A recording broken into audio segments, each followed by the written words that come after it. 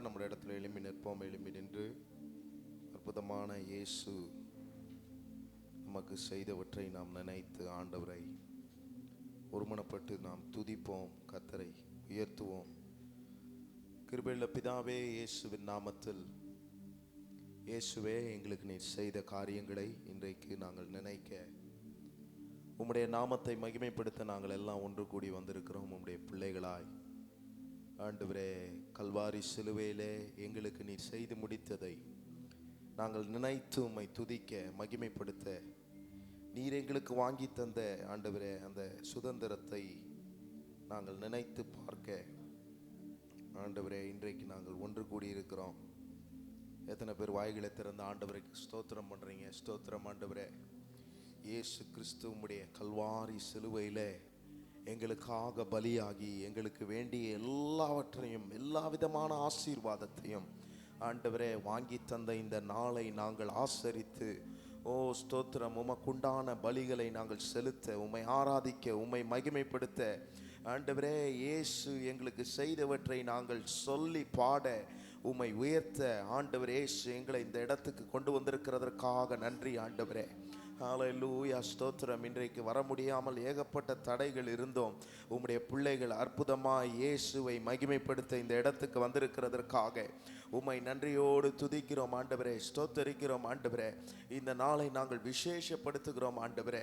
ஓ ஸ்தோத்திரம், சாத்தானுக்கு தோல்வியை உண்டாக்கின நாள். ஓ ஸ்தோத்திரம், சாத்தானுடைய துரைத்தனங்கள், அதிகாரங்கள் எல்லாவற்றையும் நீர் உரிந்து கொண்டு ஆண்டவரே, நீர் எங்களுக்காக பலியாகி எங்கள் பாவம், சாபம் எல்லாவற்றையும் சிலுவையிலே நீ சுமந்து தீர்த்த இந்த நாளை நாங்கள் ஆசரித்து உம்மை மகிமைப்படுத்த, உயர்த்த வந்திருக்கிறோம் ஆண்டவரே. நல்ல கைகளை உயர்த்தி ஆண்டவரை மகிமைப்படுத்தி சொல்லுங்க, இயேசுவே உமக்கு நன்றி அப்பா, உமக்கு நன்றி அப்பா, உமக்கு கோடான கோடி நன்றி ஆண்டவரே. எங்களை நினைக்காத நேரத்தில் ஆண்டவரே, எங்களை நினைக்க ஆண்டவரே யாருமே இல்லை என்றாலும் எங்களை நினைத்து எங்களுக்காக பலியான இயேசு, ஓ ஸ்தோத்திரம் ஆண்டவரே. ஆண்டவரே, நீர் எங்களுக்காக நீர் செய்த காரியங்களை இன்றைக்கு நாங்கள் நினைத்து ஆண்டவரே, நீர் அடிப்பட்டதை, நீர் வாதிக்கப்பட்டதை நாங்கள் நினைத்து உம்மை உயர்த்தி மகிமைப்படுத்த எங்களுக்கு உதவி செய்யுங்க ஆண்டவரே. ஸ்தோத்திரம் ஆண்டவரே. ஹல்லேலூயா, உம்மை உயர்த்துகிறோம், மகிமைப்படுத்துகிறோம். இந்த முழு ஆராதனையும் ஆண்டவரே உம்முடைய கரத்துக்குள் நாங்கள் ஒப்புவித்து செபிக்கிறோம் ஆண்டவரே. ஆரம்பம் முதல் முடிவு வரை தேவ பிரசன்னம், தேவனுடைய ஆண்டவரே அந்த ஆண்டவரே அனுக்கிரகம் எங்கள் வாழ்க்கையில் இருக்கும்படி நாங்கள் செபிக்கிறோம் ஆண்டவரே. இப்பொழுதே இந்த ஆராதனையில் கலந்து கொண்டு இருக்கிற ஆண்டவரே உம்முடைய பிள்ளைகள் எல்லாருக்கும் ஆண்டவரே, இன்றைக்கு நீர் மரித்த இந்த நாளிலே ஆண்டவரே, ஆண்டவரே நீர் மரித்து ஆண்டவரே நீர் எங்களுக்காக செய்த காரியங்களை நாங்கள் எண்ணி எண்ணி உம்மை துதிக்க, மகிமைப்படுத்த எங்களுக்கு உதவி செய்யுங்கப்பா. உம்முடைய கரத்தில் எங்கள் ஒவ்வொருவரையும் நாங்கள் தாழ்த்துகிறோம், அர்ப்பணிக்கிறோம் இயேசுவின் நாமத்தில் பிதாவே, ஆமென், ஆமென். உட்காருங்கள். தொடர்ந்து நாம் இயேசுவை மகிமைப்படுத்த போகிறோம். ஹல்லேலூயா. எத்தனை பேர் சந்தோஷமா இருக்கிறீங்க? இயேசு கிறிஸ்து 2000 ஆண்டுகளுக்கு முன்பதாகவே மரித்து மறுபடியும் உயிரோடு எழுந்துட்டார். இன்னைக்கும் ஜீவிக்கிறார், நம்முடைய வாழ்க்கையில் ஜீவிக்கிறார், நம்முடைய குடும்பங்களிலே அவர் உலாவுகிறார், நம்முடைய சபையில் அவர் இருக்கிறார். அவர் நம்மோடு கூட இருக்கிறதை ஒவ்வொரு நாளும் அவர் நிரூபிக்கிறார். அதனால் அவரை மறந்துட்டோமா? அவர் செய்ததை நம்ம மறக்க முடியாது. யார் செஞ்சதை வேணால் நீங்கள் மறந்துருக்கலாம், ஆனால் இந்த இயேசு செய்ததை ஒரு நாளும் மறக்க முடியாது. ஒரு மனுஷன் இன்னொரு மனுஷனுக்கு உயிர் கொடுத்தா அதில் விமோசனம் வராது. ஆனால் இயேசு ஜீவனை கொடுத்ததுனால உலகத்துக்கே ரட்சிப்பு வந்தது பாருங்க. காந்தி இந்தியாவுக்கு சுதந்திரத்தை வாங்கி கொடுத்தாரு. அவரை எப்படிலாம் பேசுகிறாங்க. ஒவ்வொரு நாட்டுக்கும் ஒருத்தர் சுதந்திரத்தை வாங்கி கொடுத்ததை நினச்சி பேசுகிறாங்க. ஆனால் இந்த முழு உலகத்திற்கும் சுதந்திரத்தை வாங்கி கொடுத்த இயேசுவை உயர்த்தாமல் இருக்கவே முடியாது. அவரை நினைக்காமல் இருக்க முடியாது. யாரை வேணால் நம்ம நினைக்காமல் இருக்கலாம், இந்த இயேசுவை நினைக்காமல் இருக்க முடியாது. அவருடைய சரீரங்கள் பிற்கப்பட்டது. அவர் நமக்காக நம்முடைய பாவங்கள், சாபங்கள் இது எல்லாவற்றையும் அவர் நம்மேல் வரக்கூடிய அந்த தண்டனையை அவர் ஏற்றுக்கொண்டது நிமித்தம் அவர் அடிபட்டார், வாதிக்கப்பட்டார். அதை வச்சு தான் சொல்கிறார், என்னை நினைவு கூறும்படி இதை செய்யுங்கள். ஒவ்வொரு மாதமும் அவரை நினைவு கூறுகிறோம். ஒரு மாதம் நினைக்கிறோமே, டெய்லி அவரை நினைக்கணும். அவர் நமக்காக செய்ததை நினைக்கணும். இன்னைக்கு அவர் எனக்கு எதுவுமே செய்யலைனா நான் இங்கே வந்து உட்கார முடியாது, அவரை ஆராதிக்க முடியாது. இயேசு இல்லைன்னா சிலுவை இல்லை, இயேசு இல்லைன்னா ஒன்றுமே இல்லை. சிலுவைக்கு அதுக்கு மேன்மையே இல்லை. இயேசு என்றைக்கு சிலுவையிலே தம்முடைய ஜீவனை ஒப்பு கொடுத்தாரோ அன்றைக்கு தான் சிலுவைக்கு மேன்மை வந்தது. இன்றைக்கு நம்முடைய வாழ்க்கையிலும் மேன்மை தரக்கூடியதாய் இந்த சிலுவை இருக்கிறது. அதில் இருக்கிற ஆசீர்வாதங்கள் இருக்கிறது. அதை நாம் சுதந்திரித்துக் கொள்ளுகிறவர்களாய் நீங்களும் நானும் இருக்கிறோம். ஹல்லேலூயா. கடைசியாக ஒரு வார்த்தை சொன்னார் பாருங்க, எல்லாம் முடிந்தது. எல்லாம் முடிந்தது. பிதா இந்த பூமிக்கு அவர் அனுப்பின நோக்கத்தை, அந்த சித்தத்தை நிறைவேற்றி முடித்து எல்லாம் முடிந்தது என்று சொல்லி தன்னுடைய ஆவியை பிதாவுக்கு நேராக ஒப்புவித்தார் என்று நாம் யோவான் 19ஆம் அதிகாரத்தில் நம்ம வாசிக்கிறோம். நம்ம இன்னைக்கு என்ன நினைக்கணும்? எல்லாம் முடிந்ததுன்னு அவர் சொன்ன மாதிரியே நான் நினைக்கணும், என் பாவம், என் சாபம், என் ஜென்ரேஷன் வயசில் இருந்த எல்லாம், என் பிரச்சனைகள், என் போராட்டங்கள் எல்லாவற்றையும் முடித்து தீர்க்க இயேசு வல்லவராய் இருக்கிறார் என்று நான் நினைக்கணும். அதை மகிமைப்படுத்தணும். தீராத பிரச்சனை இருக்கா? இன்னைக்கு யோசிங்க. குட் ஃப்ரைடே அன்னைக்கு நம்ம சோகமாக இருக்கணுன்ற அவசியம்லாம் இல்லை. குட் ஃப்ரைடே அன்னைக்கு நம்ம என்ன நினைக்கணும்? இந்த புனித வெள்ளியா பெரிய வெள்ளியோ ஏதோ ஒன்று, இந்த நாளில் நம்ம என்ன நினைக்கணும்? இந்த இயேசு எல்லாம் முடிந்தது என்று சொன்னாரே, இன்னைக்கு நானும் என் வாழ்க்கையில் தீரக்கூடாத பிரச்சனை இருக்குமானால் இந்த குட் ஃப்ரைடே அன்னைக்கு நான் நினைக்கணும், என் வாழ்க்கையிலையும் எல்லாவற்றையும் முடிக்கக்கூடிய வல்லமையுள்ள இயேசு இன்றைக்கும் ஜீவிக்கிறார், அவர் எல்லாவற்றையும் முடிப்பார் என்ற நம்பிக்கை நம்முடைய வாழ்க்கையில் இருக்கணும். ஹல்லேலூயா. பக்கத்தில் பார்த்து சொல்லுங்க, எல்லாம் முடிந்தது. எல்லாம் முடிந்ததுன்னா என்னென்னலாம் நீங்கள் நினைக்கிறீங்களோ அதெல்லாம் விசுவாசமாக அதை நினச்சி உங்களை பார்த்து சொல்லும் போதே நீங்கள் நம்பிடணும். முடிஞ்சதுன்றாங்கன்னு எழுதி போயிடாதீங்க, முடிஞ்சிருச்சுன்னு. நம்முடைய வாழ்க்கையில் வருகிற பாவம், சாபம், சில பேர்லாம் சொல்லுவாங்க எங்கள் ஜென்ரேஷன் வைஸ் வந்திருக்கு இது. சிலருக்கு அவங்க அப்பாவுக்கு சுகர் இருந்தால் பிள்ளைங்களுக்கும் சுகர் வரும். அப்படி ஜென்ரேஷன் வைஸில் வர்ற சில வியாதிகள்லாம் சொல்லுவாங்க பாருங்கள். இன்னைக்கு நீங்களும் நானும் என்ன நினைக்கணும்? அவருடைய இரத்தத்துக்குள் நாம் உடன்படிக்கை பண்ணியிருக்கிறோம்.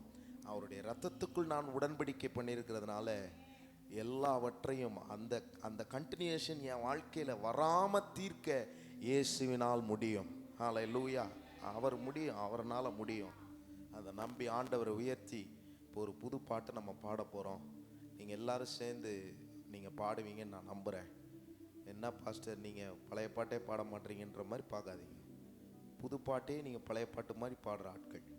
அதனால் நம்ம எல்லாரும் சேர்ந்து இந்த ஆண்டவர் ரொம்ப அர்த்தமுள்ள ஒரு பாடல், நீங்கள் நிச்சயமாகவே அதை பாடுவீங்கன்னு நான் நம்புகிறேன். பாட்டு கரெக்டாக தயவுசெய்து போடுங்க. டேனி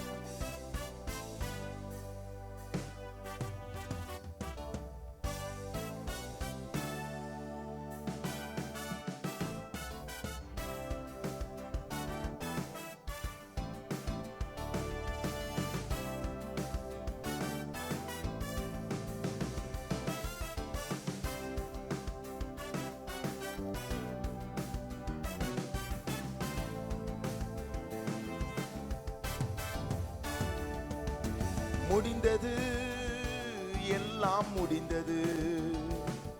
என் இயேசு சிலுவையில் சொன்னார் எல்லாம் முடிந்தது. முடிந்தது, எல்லாம் முடிந்தது. என் பாவம், சாபம், தரித்திரம் எல்லாம் முடிந்தது. மறுபடியும் எல்லாரும், முடிந்தது, எல்லாம் முடிந்தது. என் இயேசு சிலுவையில் சொன்னார் எல்லாம் முடிந்தது.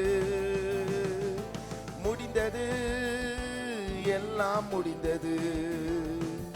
என் பாவம், சாபம், தரித்திரம் எல்லாம் முடிந்தது. ஓ முடிந்தது, முடிந்தது. இயேசு எல்லாம் எனக்கு செய்து முடித்ததா. ஓ முடிந்தது,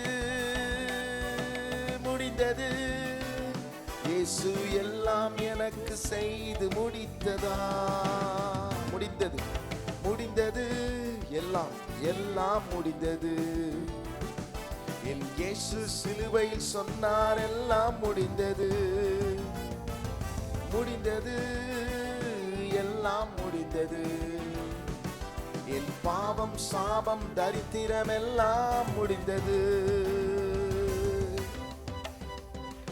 சத்ருவுக்கு தோல்வியை உண்டு பண்ணின நான், ஹல்லேலூயா, சத்ருவுக்கு தோல்வியை உண்டாக்கி நம்முடைய கரத்தை பிடித்து உளையான சேற்றிலும், ஓ ஸ்தோத்திரம், பாவம் என்னும் கடலிலே மூழ்கி இருந்த உங்களை என்னை மீட்டு கைப்பிடித்து தூக்கின ஆண்டவரை எல்லாரும் உயர்த்துவோம். அவர் சிலுவையை எடுத்தார்,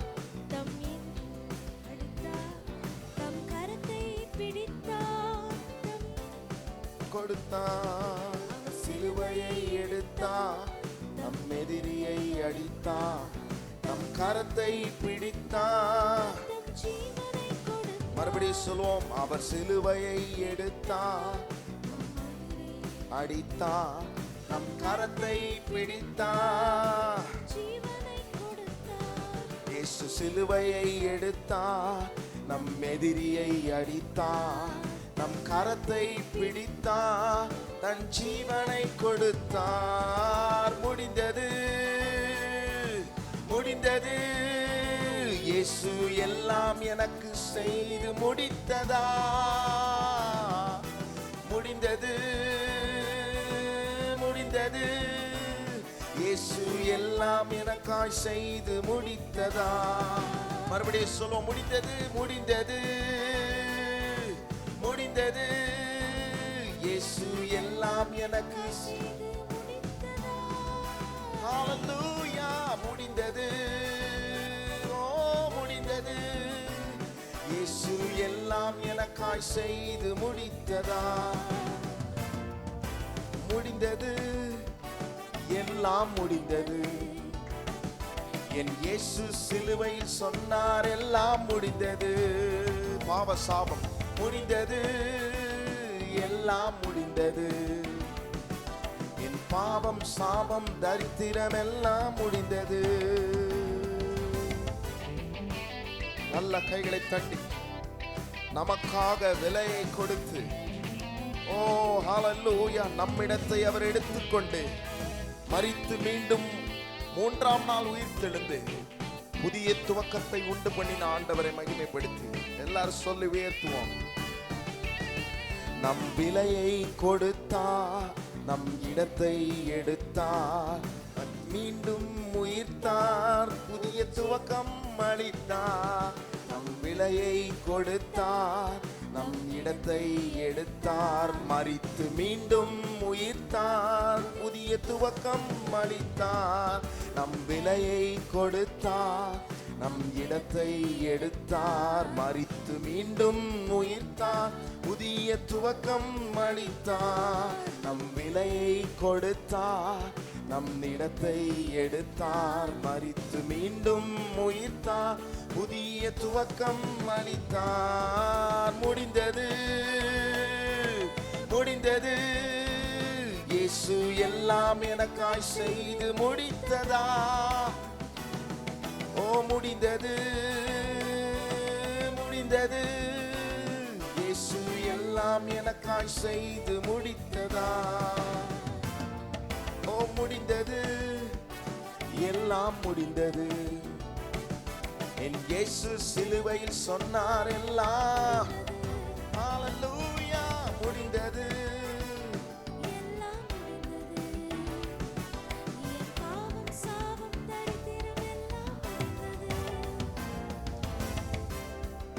மறுபடியும் ஆண்டவரை சொல்லி உயர்த்த போகிறோம். அவர் சிலுவையை எடுத்தார். ஓ ஸ்தோத்திரம்.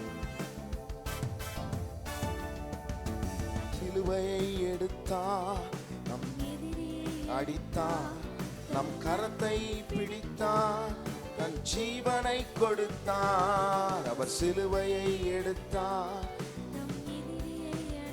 நம் கரத்தை பிடித்தார்.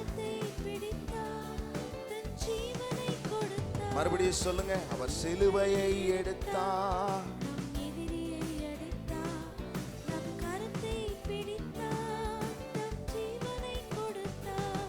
அவர் சிலுவையை எடுத்தார், நம் கரத்தை பிடித்தார். எல்லாரும் சொல்லுங்க, முடிந்தது, முடிந்தது, முடிந்தது. இயேசு எல்லாவற்றையும் முடிந்தது, முடிந்தது. இயேசு எல்லாம் எனக்காய் செய்து முடித்ததால் முடிந்தது, முடிந்தது. இயேசு எல்லாம் எனக்காய் எல்லாவற்றையும் செய்து முடித்து உயிர் தெழுந்தவரே, முடிந்தது. இயேசு பாவ சாபம் முடிந்தது, எல்லாம் முடிந்தது. என் சாபம் தரித்திரம் எல்லாம் முடிந்தது, முடிந்தது, எல்லாம் முடிந்தது.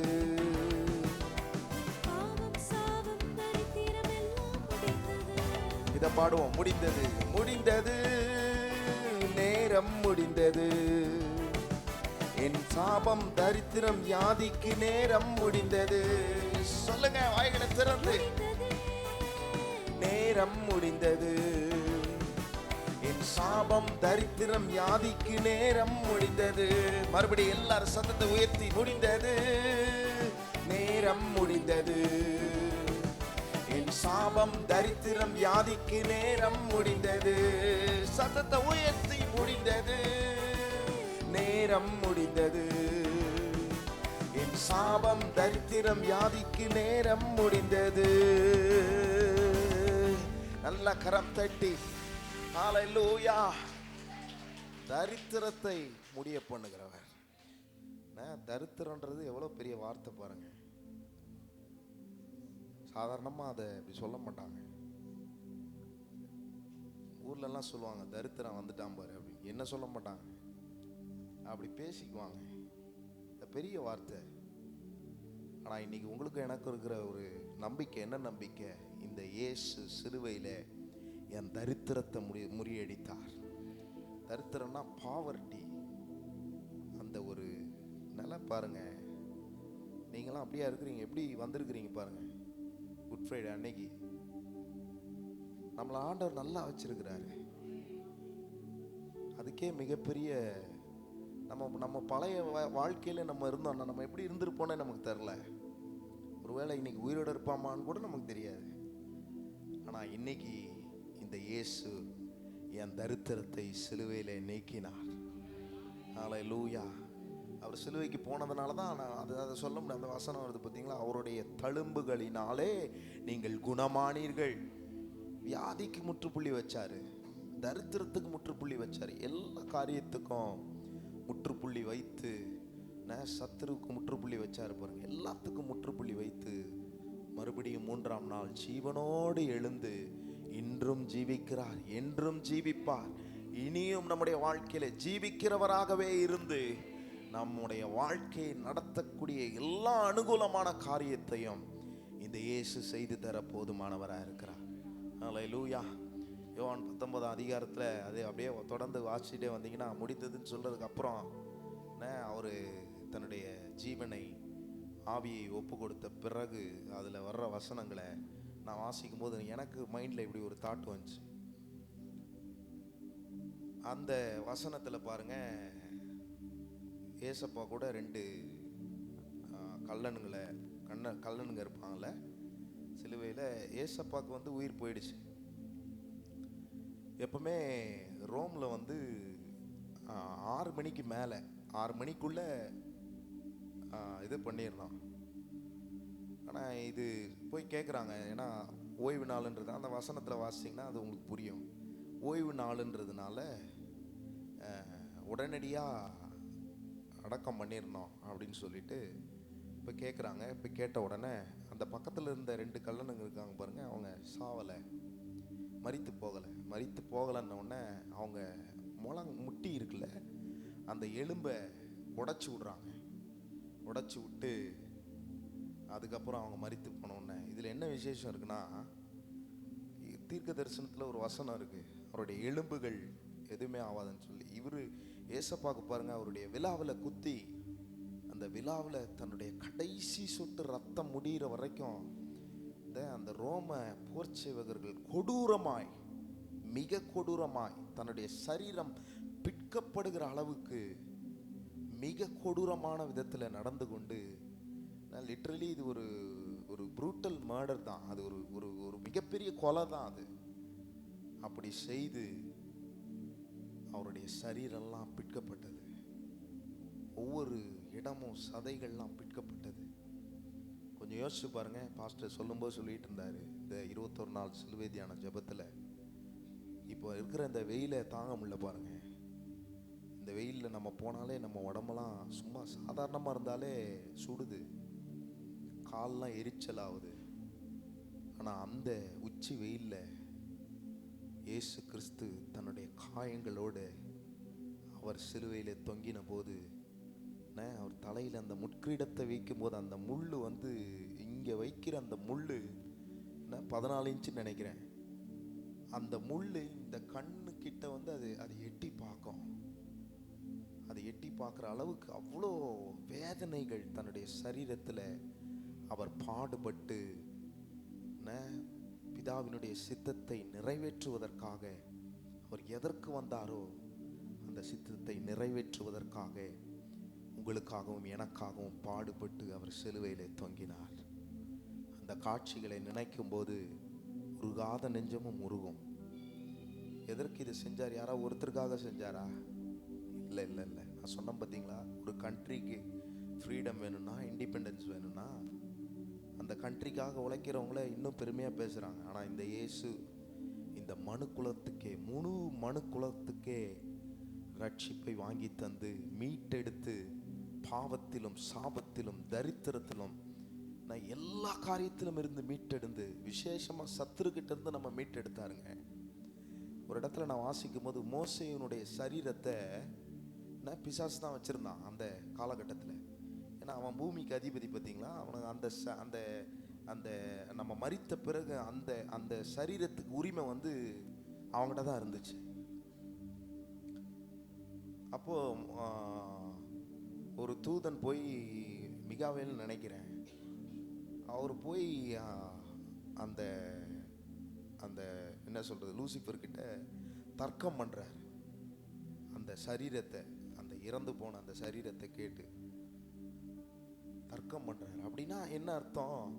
இந்த சரீரம் இறந்ததுக்கு பிறகு பிசாசு இப்போ கூட என்ன செய்கிறான் பாருங்க, செத்த சரீரத்தை வச்சு தான் வேலை செய்கிறான். அதை நோட் பண்ணியிருக்கீங்களா யாராவது?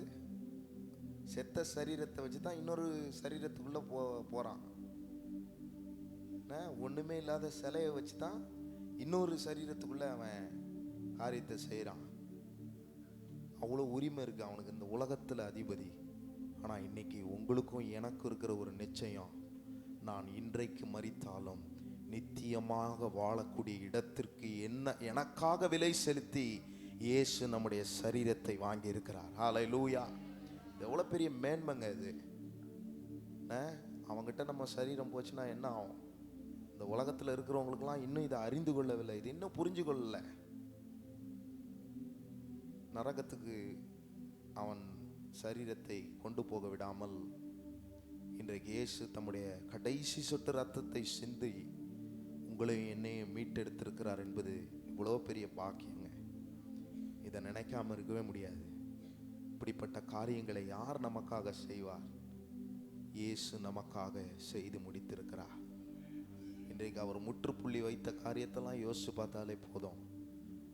இந்த உலகத்தில் இருக்கிற எத்தனையோ ஜனங்களை, இன்னும் ரட்சிக்கப்படாத ஜனங்கள் எத்தனையோ பேர்கள் இருக்கிறார்கள். உறவினர்களே, நம்ம உறவினர்களே ரட்சிக்கப்படலையே. அவங்களுக்கெல்லாம் இது இன்னும் தெரியாமல் இருக்குது சில காரியங்கள். ஆனால் நம்மளுடைய ஜெபம் எப்படி இருக்கணும்? இந்த நாட்களிலே அவர்கள் இந்த இயேசுவை தன்னுடைய வாழ்க்கையிலே சொந்த இரட்சகராய் ஏற்றுக்கொண்டால் மாத்திரமே அவர்களுடைய சரீரம் பிசாசனுடைய கைக்கு போகாமல் இயேசுவினுடைய கைக்கு நித்தியமாய் வாழக்கூடிய அந்த இடத்திற்கு போக முடியும் என்பதை அறிந்து கொண்டு அவர்களும் மனம் திரும்பி நீங்களும் நானும் போகக்கூடிய அந்த இடத்திற்கு அவர்களும் வர வேண்டும் என்பதாய் நம்முடைய ஜெபம் இருக்கட்டும். அதை நினைத்து ஆண்டவர் பிற்கப்பட்டதை அவர் மாசம் மாசம் எடுக்கிறோம் பார்த்தீங்களா, நம்ம அந்த கம்யூனியன், அந்த திருவிருந்து, அதில் அவர் சொன்னார் பாருங்க, என்னுடைய சரீரமாகிய இந்த அப்பம், என்னுடைய ரத்தமாகிய இந்த திராட்சரசம். அப்படின்னா என்ன? அவருடைய சரீரங்கள் பிற்கப்படுகிறது பாருங்க. நாங்கள் அப்பத்தை எடுத்து ஒருத்தர் கையிலையும் கொடுக்கும்போது நம்ம நினைக்கணும், அத்தனை வாட்டி அவர் வாதிக்கப்பட்டார், அவர் பிற்கப்பட்டார்.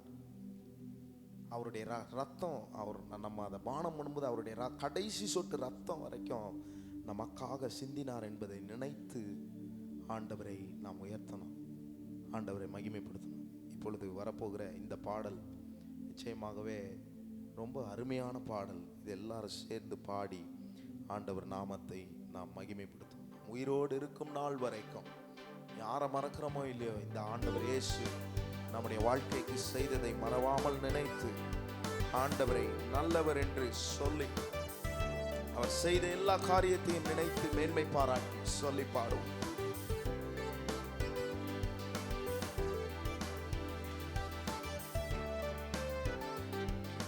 உயிரோடு இருக்கும் நாளெல்லாம் உம்மை புகழ்ந்து பாடுவேன், உள்ளளவும் என் தேவனே உம்மை கீர்த்தனம் பண்ணுவேன்.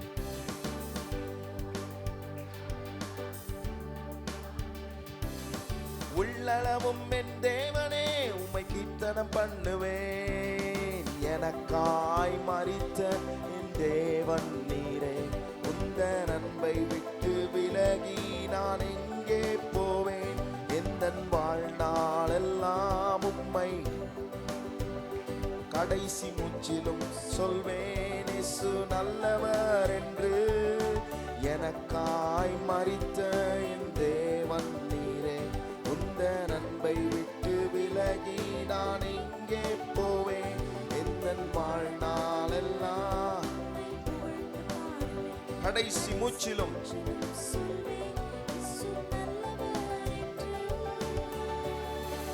எல்லாரும் சொல்லுவோம், நல்லவர் நீ,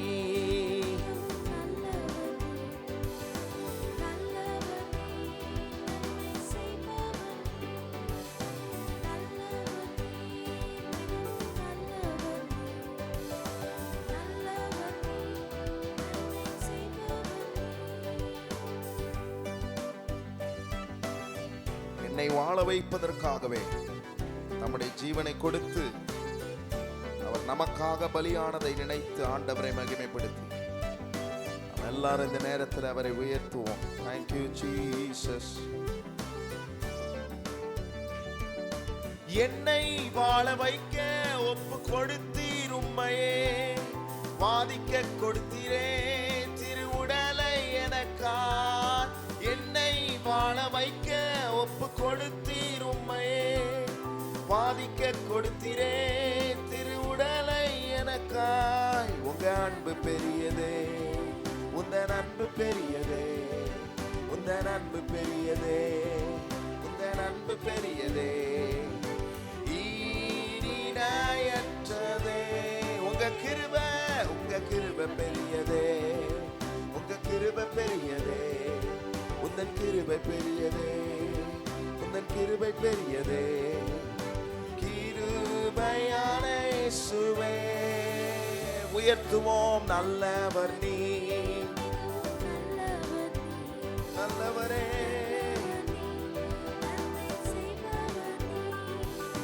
நல்லவர் நீ, மிகவும் நல்லவர் நீ, நல்லவர் நீ, நன்மை செய்பவர் நீ. பாவத்தின் முழு உருவமாய் அவர் பாவமானார். ஓ ஸ்தோத்திரம். பிரிக்கப்பட்டிருந்த நம்மை, பிதாவோடு கூட இருந்த உறவை நாம் இழந்த போது அந்த பிதாவோடு கூட இருக்கிற அந்த உறவை இணைக்க வந்த பாலம்தான் நம்முடைய இயேசு. ஆண்டவரை மகிமைப்படுத்தி உயர்த்தி முழு உள்ளத்தோடு அவரை நாம் சேர்ந்து பாடி மகிமைப்படுத்தி சொல்லலாம்.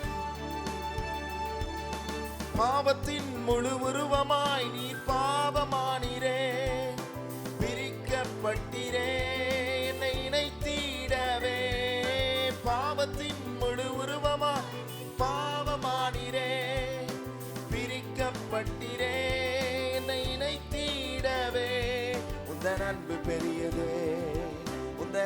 பெரியதே. எல்லாரும் சொல்லுவோம், உங்க அன்பு பெரியது ஆண்டவரே. உம்முடைய விலையேற பெற்ற அன்பு ஈடிணையற்றதே. உங்க கிருபை பெரியதே. உங்க கிருபை பெரியதே. உங்க கிருபை பெரியதே. உங்க கிருபை பெரியதே. கிருபையான இயேசுவே நல்லவர் நீ. எல்லாரும் நல்ல சத்தமாய் நல்லவர் நல்லவர் நீ.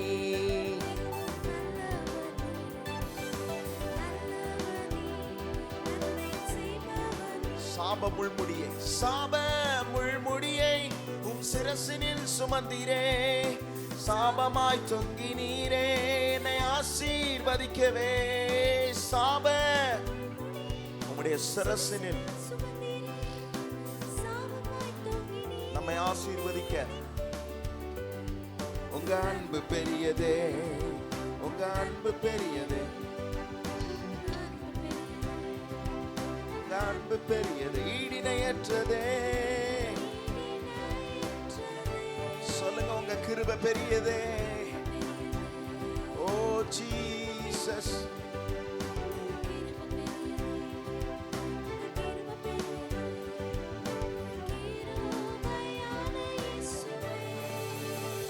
நல்லவர், மிகவும் நல்லவரே. நன்மைகள் செய்யும் எங்கள் தெய்வமே. நல்லவர் நீர், மிகவும் நல்லவர் நீர். நல்லவர் நீர். நல்ல சத்தத்தை உயர்த்தி சொல்லுங்க, நல்லவர் நீர். ஹல்லேலூயா. நல்லவர் நீர், மிகவும் நல்லவர் நீர்.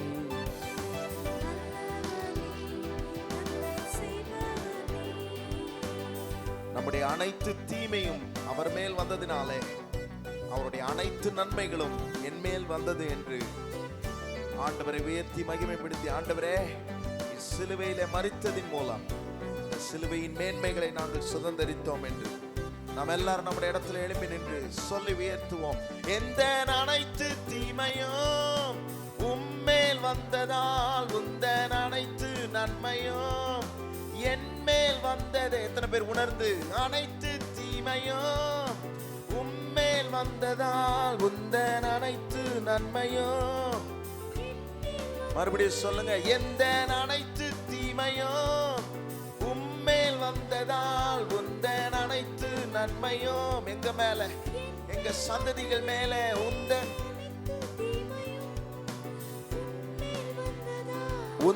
அனைத்து நன்மையும். அவருடைய அன்பை உயர்த்துவோம். உங்க அன்பு பெரியதே. ஹல்லேலூயா.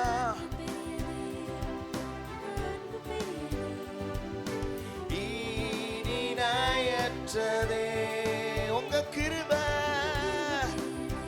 Thank you Jesus. கிருபையின் மேல் கிருபை தருகிறவரே.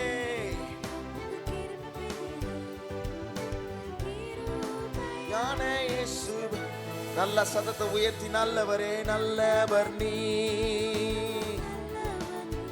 ஓ நல்லவர் நீ. ஓ நல்லவர் நீ.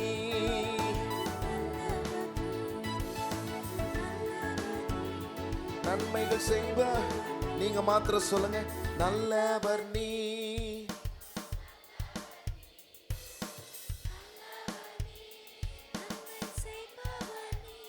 நல்லவர் நல்ல.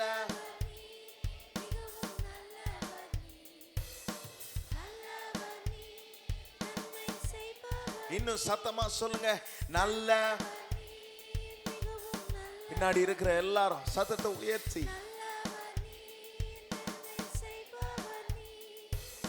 நல்லவர் நீ, மிகவும் நல்லவர் நீ. நல்லவர் நீ, நன்மைகள் செய்பவர் நீ. நல்லவர் நீ, மிகவும் நல்லவர் நீ. ஹல்லேலூயா.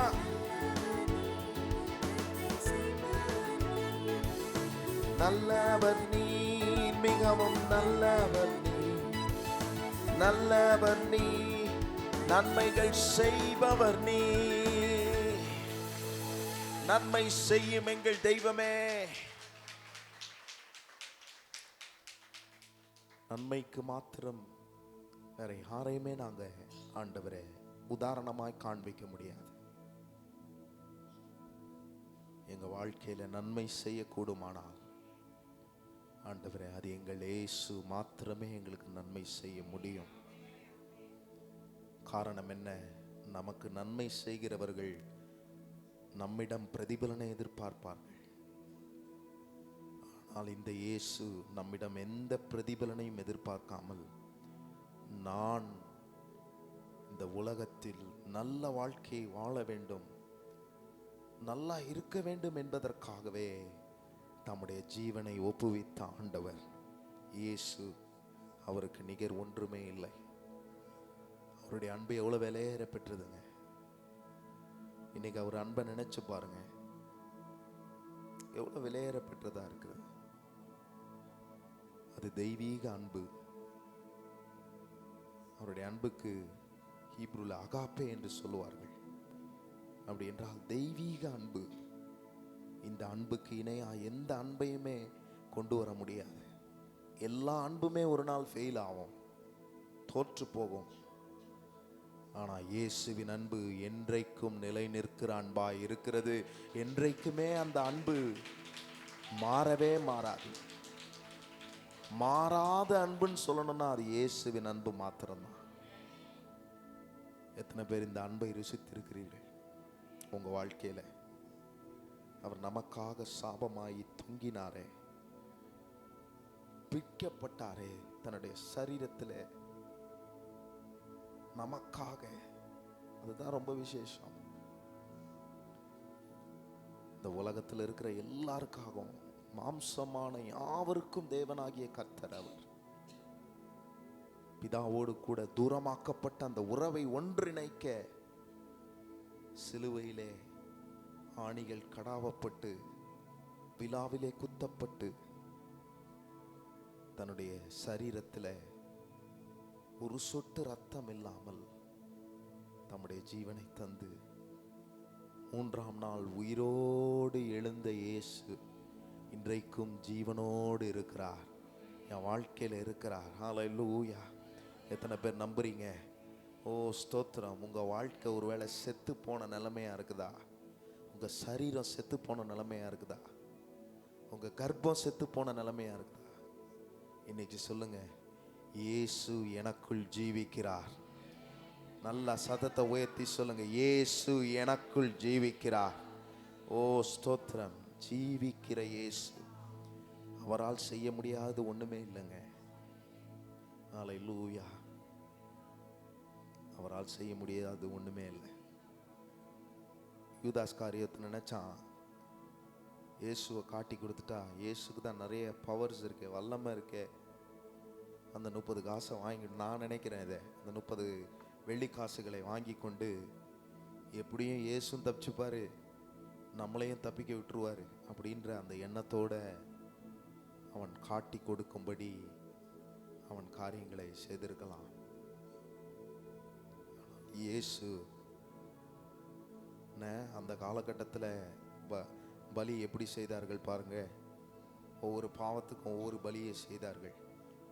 ஆனால் இன்றைக்கு நம்முடைய பாவத்திற்காக விமோச்சனமே இல்லாத இடத்துல இருந்த நமக்காக ஒரே பலியா இயேசு கிறிஸ்து மரித்தார். ஹல்லேலூயா. ஒரே பலியாக, உலகத்தில் இருக்கிற எல்லாருக்காகவும் ஒரே பலியாக அவர் மரித்தார். அவருடைய வாழ்க்கையில சொல்லப்பட்ட எல்லா தீர்க்க தரிசனங்களும் நிறைவேறினது, எல்லாம் நிறைவேறினது. இன்றைக்கும் தீர்க்க தரிசனங்கள் நிறைவேறிக் கொண்டே இருக்கிறது. ஹல்லேலூயா. இயேசு மறுபடியும் வரப்போகிறார். அந்த தீர்க்க தரிசனம் இன்னும் கூடிய சீக்கிரத்தில் நிறைவேற போகிறது. ஹல்லேலூயா. பைபிள்ல சொல்லப்பட்ட எல்லா வார்த்தைகளும் நிறைவேறும் காலம் வந்து விட்டது. ஓ ஸ்தோத்திரம். எங்கும் அவரை தொழுது கொள்ளுகிற காலம் வந்து விட்டது. ஸ்தோத்திரம். ஹல்லேலூயா. உலகத்தில் நடக்கிற காரியங்கள்லாம் அதை தான் நமக்கு காண்பிக்குது. சீக்கிரமா இயேசு வரப்போகிறார். இந்த சரீரம் இயேசுவுக்கு சொந்தம். நல்லா வாய்களை திறந்து சொல்லுங்க, இந்த சரீரம் இயேசுவுக்கு சொந்தம். இந்த சரீரத்துக்கு பிசாசுக்கு இடம் கிடையாது. ஹல்லேலூயா. இப்போ சொல்லும் போதே உங்கள் வாழ்க்கையில் பாருங்கள், சில காரியங்கள் நடக்கும்.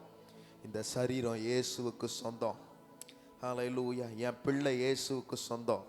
என் குடும்பம் இயேசுவுக்கு சொந்தம். ஹல்லேலூயா. என் குடும்பத்தின் தலைவர் இயேசு. ஓ ஸ்தோத்திரம். பிசாசுக்கு அதிகாரம் இல்லை. ஹல்லேலூயா. இயேசுவினுடைய வல்லமையுள்ள நாமத்திலே இன்னைக்கு ஒருவேளை குடும்பத்துக்குள் பிசாசு சில காரியத்தை விதைத்திருப்பாரானால், சமாதானம் இழந்திருப்பீர்களானால், சந்தோஷம் இழந்திருப்பீர்களானால், நிம்மதி இழந்திருப்பீர்களானால், வியாதி என்னும் கொடுமை உங்கள் குடும்பத்திற்குள் வந்து உங்கள் குடும்பத்தை அளவைத்துக் கொண்டிருந்ததானால், இன்றைக்கே இயேசு உங்கள் குடும்பத்தில் தலைவராய் இருக்கிறதுனாலே சத்ரு உங்கள் குடும்பத்தை தொடவே முடியாது. அவனுக்கு அதிகாரம் இல்லை. சரீரத்தின் மீது அதிகாரம் இல்லை. அதிகாரமுள்ள இயேசுவின் நாமத்தில் கட்டளையிடுகிறேன். ஓ ஸ்தோத்திரம். இயேசுவே உண்மையுள்ள தெய்வம். எத்தனை பேர் இந்த ஆண்டவரை உயர்த்துறீங்க உண்மையா? இந்த நாளிலே ஆண்டவரே, இந்த சரீரம் உமக்கு சொந்தமானது. நாங்கள் உம்முடைய கரத்தின் கிரியைகள் ஆண்டவரே. இந்த ஆவி ஆத்துமா சரீரம் உமக்கு சொந்தம். எத்தனை பேர் இந்த காலை நேரத்தில் ஆண்டவரை உயர்த்தி மகிமைப்படுத்தி சொல்லி உயர்த்துவீர்கள்? Thank you Jesus. Hallelujah. Hallelujah. ஸ்தோத்திரம். கர்த்தர் கரத்தின் கிரியைகள் நாங்கள் சொல்லி உயர்த்துவோம். ஊற்றுகிற ஆண்டவர். Hallelujah.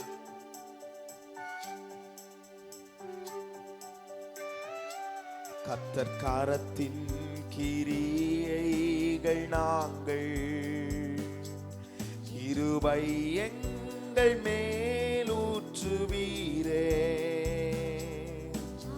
ஆத்மா சரீரம் உம் சொந்தமே, அதை சாத்தான் தொடாமல். எல்லாரும் சொல்லுவோம், கர்த்தர் கரத்தின் கிரியைகள் நாங்கள், கிருபை எங்கள் மேல். ஹல்லேலூயா.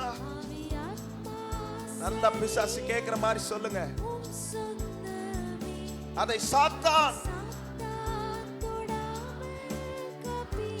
கைகளை உயர்த்தி ஆராதிப்போம். ஆஹா.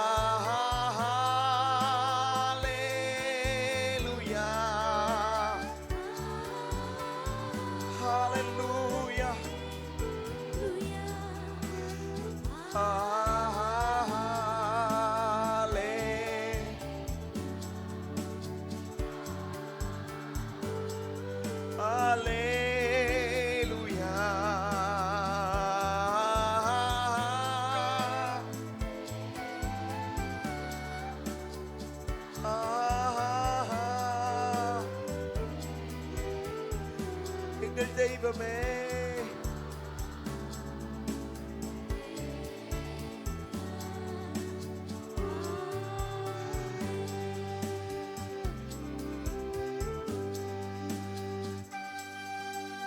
வானமும் பூமியும் அவருடையது.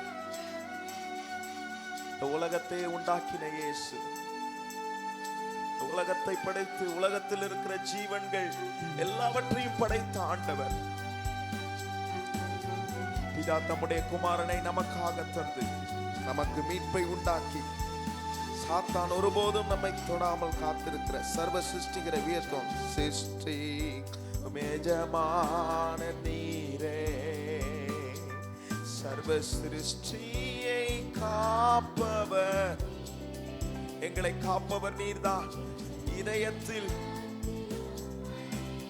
போற்றுகிறோம், என்றென்றும் பணிந்து தொழுவோம். மறுபடியும் எல்லாரும் சத்தத்தை உயர்த்தி, சிருஷ்டி சர்வ சிருஷ்டியை காக்கும் எங்கள் தெய்வமே,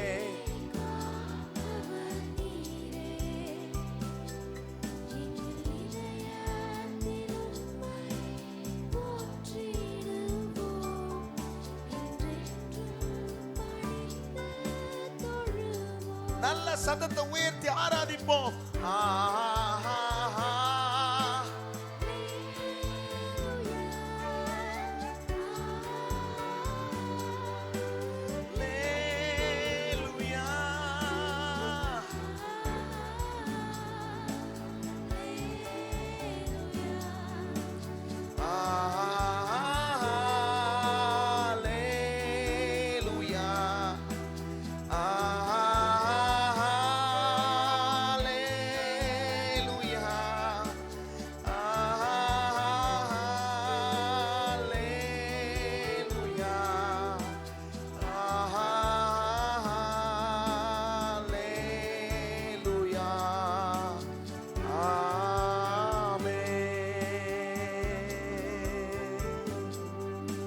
இயேசுவை விசுவாசிக்கிற எல்லா பிள்ளைகளும் பிழைத்திருப்பார்கள். இயேசுவை விசுவாசிக்கிறவர்கள் ஒருபோதும் கெட்டு போக மாட்டார்கள். இந்த இயேசுவை விசுவாசிக்கிறவர்கள் நிச்சயமாகவே அவர்களுடைய வாழ்க்கையில எல்லாமே ஆகும். இந்த வாழ்க்கை அழிந்து மறைந்து போனாலும் விசுவாசிக்கிற நீங்களும் நானும் என்றும் பிழைத்திருக்கிற தேவனுடைய வார்த்தையை வைத்திருக்கிறோம். மீ ஒளிந்து வார்த்தைகள் என்றும் சொல்லுங்க. வாழ்க்கை அழிந்து போகும், அழிந்து மாறை விசுவாசி என்றென்றும் நிலைப்பான். மறுபடியும் எல்லாரும் வானம் பூமி ஒளிந்து போனாலும் உங்க வார்த்தைகள் என்றுமே மாறாது.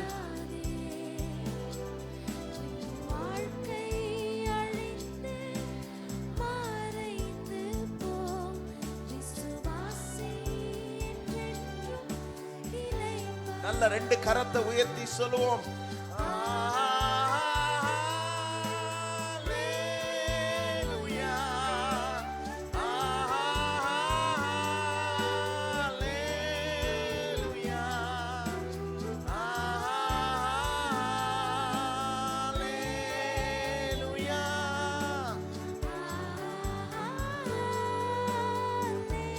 தேவ பிரசன்னம் இந்த இடத்தை நிரப்புகிறது. தேவ பிரசன்னம், தேவ மகிமை கல்வாரி சிலுவையிலே அவர் சிந்தின இரத்தத்தின் ஓ ஹல்லேலூயா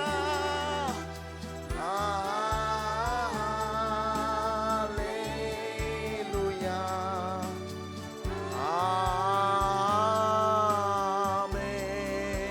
ஆமென். நன்றி அப்பா, நன்றி ஆண்டவரே. உம்முடைய கரத்தின் கிரியைகள் நாங்கள், உம்முடைய கரம் ஒருபோதும் எங்களை கைவிடாது. இந்த ஆவி, ஆத்துமா, சரீரம், இந்த மூன்று நிலையிலும் எங்களை நீர் உண்டாக்கி இருக்கிறீர். ஆவியிலே சோர்வு வந்தாலும் பலப்படுத்துகிறீர். ஆத்துமா தொய்ந்து போகும்போதும் எங்கள் ஆத்துமாவை திடப்படுத்துகிறீர். எங்கள் சரீரம் செத்து போன நிலைமையில் வந்தாலும் எங்கள் சரீரத்தையும் உயிர்ப்பிக்கிற உம்முடைய வார்த்தை எங்கள் சரீரத்தையும் உயிர்ப்பிக்கிறது. பலன் குன்றி போன நிலைமையில் உம்முடைய சமூகத்தில் வந்து நாங்கள் காத்திருந்தாலும், பலனை இழந்த நிலையில் வந்தாலும், உம்முடைய சமூகத்தில் வந்து உம்மை நோக்கி பார்த்த உடனே உம்முடைய பிரசன்னத்தினால் எங்களை நிறைத்து எங்களை பலப்படுத்துகிற எங்கள் கர்த்தாவே, உம்முடைய சிலுவையின் மேன்மைகளை நாங்கள் நினைக்கிறோம். இயேசு கிறிஸ்து எங்களுக்கு மரித்து உயிரோடு எழும்பி இன்றைக்கும் எங்கள் வாழ்க்கையில நாங்கள் கூப்பிடும் போதெல்லாம் எங்களுக்கு பதில் தருகிறீர். எந்த தெய்வமுமே கூப்பிட்டால் அதுகிட்ட இருந்து நமக்கு பதிலே வராது. ஆனால் நான் ஆராதிக்கிற இயேசு, நான் கூப்பிட்ட மாத்திரமே எனக்காக இறங்கி வந்து எனக்கு பதில் தருகிற அற்புதமான ஆண்டவராக இருக்கிறார். என் பேச்சை கேட்கிற ஆண்டவர். எங்க இயேசு என்னுடைய பேச்சை கேட்கிறவர். இன்னைக்கு யார் பேச்சை கேட்கிற நிலைமையில இருக்கிறாங்க? எந்த கடவுள் அப்படி இருக்கிறது? ஆனால் நான் ஆராதிக்கிற இயேசு என் பேச்சை காது கொடுத்து கேட்டு எனக்கு உண்டான எல்லாவற்றையும் செய்து கொடுக்கிற நல்ல ஆண்டவர். எனக்காக ஜீவனை கொடுத்து இன்றைக்கு அவரை நினைவு கூறும்படி, அவரை தியானிக்கும்படி, அவர் நமக்கு செய்தவற்றை எல்லாவற்றையும் நாம் மறந்து போகாமல் கர்த்தருடைய சமூகத்தில் அவரை நினைவு கூர்ந்து தொடர்ந்து நாம் காத்திருப்போம். இயேசு நிச்சயமாக தம்முடைய வார்த்தை சொல்ல பாடணும். பார்த்தீங்களா? வானம் பூமி ஒளிந்து போகும், இந்த வாழ்க்கையும் ஒளிந்து போகும், இந்த சரீரம் செத்து போகும், எல்லாம் போகும். கர்த்தருடைய வார்த்தை என்றென்றைக்கும் நிலை நிற்கும். என்றென்றைக்கும் அதுதான் நம்முடைய வாழ்க்கைக்கு, நம்முடைய கால்களுக்கு தீபமா இருக்கும். எந்த இடத்துலயும் நமக்கு வழியே இல்லைன்னு சொல்லி இருக்க முடியாது. இந்த இயேசுவே எனக்கு வழியும் சத்தியமும் ஜீவனுமா இருக்கிறார். இயேசு எனக்கு எல்லாமா இருக்கிறார். அவர் என் வாழ்க்கையில் இருக்கிறார். தொடர்ந்து அவருடைய வார்த்தைக்கு நாம் தியானிக்க நாம் காத்திருப்போம். இந்த நாளில் ஏதோ இது ஒரு சடங்காச்சாரமாய் அல்ல. இங்கே வந்திருக்கிற நீங்கள் யாரும் அப்படி வரலன்னு நான் நம்புகிறேன். இங்கே வந்திருக்கிற நம்ம எல்லாரும் இயேசுவின் மேல் வைத்திருக்கிற அன்பின் நிமித்தம் நம்ம கூடியிருக்கிறோம். அவர் மேல் நாம் வைக்கிற அன்பு, அவர் நம்மேல் வைத்த அன்பின் நிமித்தம் நாம் இந்த இடத்தில் ஒன்று கூடியிருக்கிறோம். இயேசுவும் இங்கே இருக்கிறார். இயேசு நிச்சயமாக இந்த இடத்தில் இருக்கிறார். இந்த ஆராதனையில் அவர் ரொம்ப பிரியப்பட்டிருப்பார். இயேசுவை நம்ம ரொம்ப உயர்த்தணும். அவர் ரொம்ப பிரியப்பட்டிருப்பார். நிச்சயமாகவே நம்மோடு கூட பேசுவார். அவரை நாம் தியானிப்போம், நினைப்போம். இயேசுவின் நாமத்தில் பிதாவே, ஆமென். உட்காருங்கள். Praise the Lord. கர்த்தருக்கு ஸ்தோத்திரம். இந்த விசேஷ நாளிலே சில காரியங்களை உங்களோட சொல்லி நான் கடந்து போக விரும்புகிறேன். கர்த்தர் நல்லவர். ஹல்லேலூயா. இன்றைக்கு நாம் ஆண்டவர் சமூகத்தில் பாடு மரணங்களை தியானிக்கிற ஒரு நாளை கர்த்தர் நமக்கு தந்திருக்கிறார். கர்த்தர் நல்லவர். இந்த வைகோஸ் என்ற இந்த ஜெபத்தை நாம் தொடர்ந்து செய்து வருகிறோம். எத்தனை பேர் இதை செய்கிறீங்கன்னு தெரியல. எல்லாருக்கும் கிடைத்ததா? வாங்கிட்டு கொண்டு போய் அப்படியே எங்கேயோ தூக்கி போட்டுறாதீங்க. தேவையானவர்கள் அதை வாங்கி கொள்ளுங்கள். படிக்காதவர்கள் கூட அதில் மற்றவர்கள் மூலமாய் அதில் 10 பேர் எழுதி ரட்சிக்கப்படாத ஜனங்களுக்காக ஜெபிக்கின்ற ஒரு வைகோஸ் பரிந்து பேசுதல் என்ற ஒரு காரியங்களை நாம் இந்த வருஷத்தில், அடுத்த வருஷம் ஈஸ்டர் வருவதற்கு, அந்த குட் ஃப்ரைடே வருவதற்கு முன்பாக பல நிலையிலே இருக்கிற ஜனங்களை ஆண்டவரிடத்தில் கொண்டு வருவதற்கு ஆண்டவர் நமக்கு ஒரு இந்த வாய்ப்பை தந்திருக்கிறார். வேதத்திலே சொல்லும்போது தீமோத்தேயுக்கு பவுல் எழுதும்போது அவர் சொல்கிறார், கடைசியாக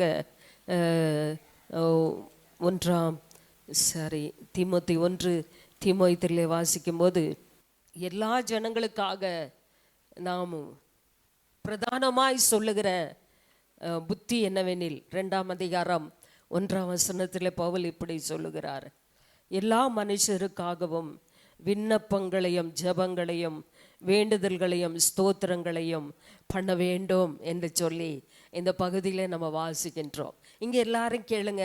ஏதோ இது நம்ம இதை வாங்கி கொண்டு போய் அப்படியே வீட்டில் ஒரு பக்கம் வீசிட்டு நம்ம இருக்க வேண்டிய காரியம் இதல்ல. நம்ம எல்லாரும் ரட்சிக்கப்பட்ட ஜனங்கள். ஆமென். இயேசு நம்மையும் ஒரு நாள் பாவத்தின் அடிமைத்தனத்தில் இருந்தோம், பிசாசின் கட்டில் இருந்தோம். கர்த்தர் நம்மை யாரோ ஒருவர் ஜெபத்தின் மூலமாக ஆண்டவரை ஏற்றுக்கொள்ள கர்த்தர் நமக்கு கிருபை தந்தார். ஆமேன். சொல்றங்க, ஒரு கையை உயர்த்தி சொல்லுங்களேன். ஆமேன். நமக்கு தெரியாத யாரோ ஒரு நபர், குடும்பத்தார், யாரோ ஒருவர் நமக்காக ஜெபம் பண்ணி இருக்கிறார்கள். அதன் விளைவுதான் நாம் இன்னைக்கு ரட்சிக்கப்பட்டு ஆண்டவருடைய பிள்ளையாக வாழ்ந்துட்டு இருக்கிறோம். ரட்சிக்கப்பட்ட ஒவ்வொருவருக்கும் ஆண்டவர் கொடுக்கிற கடமை இதுதான். நாம் எல்லாரும் மற்றவர்களுக்காக ஜெபிக்க கடனாளிகளாய் இருக்கிறோம். ஆமென்.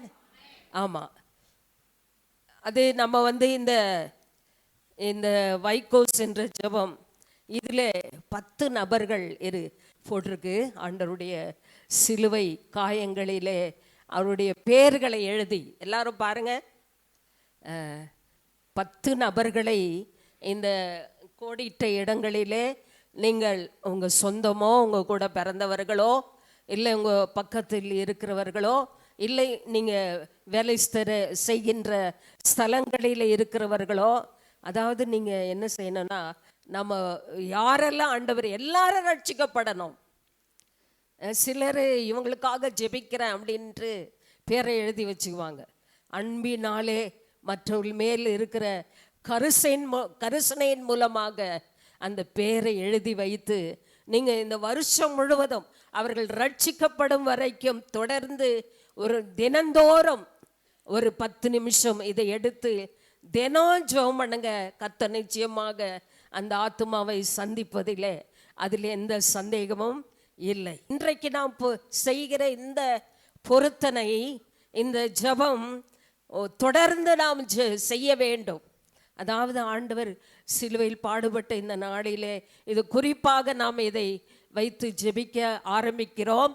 தொடர்ந்து கர்த்தர் அவர்களை ரட்சிக்க வல்லவராக இருக்கிறார். ஆமென்.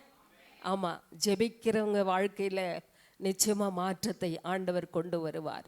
அநேகரை ஜெபித்து ஆண்டவருக்குள்ளே கொண்டு வருகிற ஒரு பொறுப்பை கர்த்தர் நமக்கு தந்திருக்கிறார். நீங்கள் படிக்காதவர்களாக இருந்தாலும் வீட்டில் பிள்ளைகளை வைத்து அதை பேர் எழுதி தொடர்ந்து வேதத்தில் வச்சுக்கோங்க. குறிப்பிட்ட நேரத்திலே அதற்கென்று ஒரு நேரத்தை குறிப்பிட்டு அந்த நேரத்தில் இந்த காரியத்துக்காக ஜெபம் பண்ணுங்கள். பாரத்தோடு விசுவாசத்தோடு இந்த மக்களை ரட்சிங்க அப்படின்னு சொல்லி நீங்கள் ஜெபிக்க ஆண்டவர் அவருடைய வாழ்க்கையில் மாற்றங்களை தருவார். அல்லேலூயா. நிச்சயமாக ஜெபிக்கிறதுல ஒரு பெரிய வெற்றி நமக்கு இருக்கிறது. அல்லேலூயா. நம்முடைய ஆண்டவர் ஜெபத்தை கேட்கிறவர். இயேசு சிலுவையில் ஜெபம் பண்ணினார். பிதாவே, இவர்களுக்கு மன்னியும், தாங்கள் செய்கிறது இன்னதென்று அறியாதிருக்கிறார்கள். அவருடைய ஜெபம் தான் இன்னைக்கு வரைக்கும் நம்மளை தாங்கிட்டு இருக்காகவே இது எல்லார் மேல் விழுந்த கடமை. நம்ம எல்லாரும் இதில் பேரி எழுதிக்கங்க. வீட்டில் போய் எழுதி தொடர்ந்து அதை வச்சு ஜெபம் பண்ணுங்க.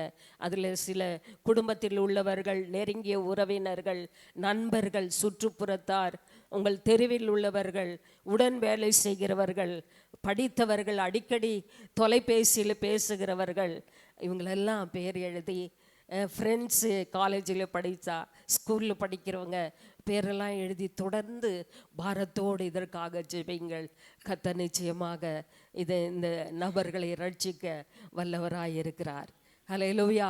இவர்கள் ரட்சிக்க மாட்டாங்க அப்படின்னு சொல்லி எல்லாம் சந்தேகப்படாதீர்கள். ஆண்டவர் நிச்சயமாக யாரையும் ரட்சிக்க அவர் வல்லவராக இருக்கிறார். ஆமென். ஆமாம், எல்லாரும் ஆண்டவருக்கு தேவை. எல்லாரும் ஆண்டவருக்கு தேவை. அதற்காக நம்ம எல்லாரும் இதை ஆண்டவர் கரத்தில் ஒப்பு கொடுத்து, ஆண்டவரே இந்த 10 நபர்களை முடிந்தால் இப்போ எழுதுங்க, இல்லைன்னா வீட்டில் போய் எழுதி அதை எல்லாரும் உயர்த்தி ஜெபம் பண்ணுங்க. ஆண்டவரே, இந்த ஜெபத்தை நான் தொடர்ந்து செய்யணும். கண்ணை மூடி நம்ம ஜெபம் பண்ணுவோமா? எல்லாரும் கண்களை மூடி, ஆண்டவரே இன்றைக்கு கொண்டு போய் வீட்டில் எங்கே போட்டீங்கன்னு தெரியாமல் இதை இருக்காதீங்க.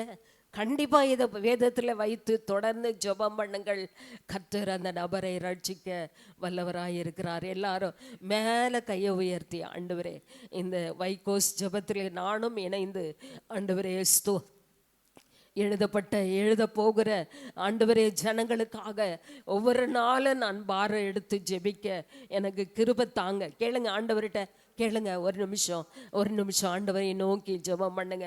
ஆண்டவரே ஸ்தோத்திரம், என்னை ரட்சித்த ஆண்டவர் மற்றவர்களும் ரட்சிக்கப்படுவதற்கு ஆண்டவரே நான் ஜெபிக்க வேண்டும் அப்பா, எனக்கு கிருபை தாங்க என்று சொல்லி ஜெபம் பண்ணுங்க.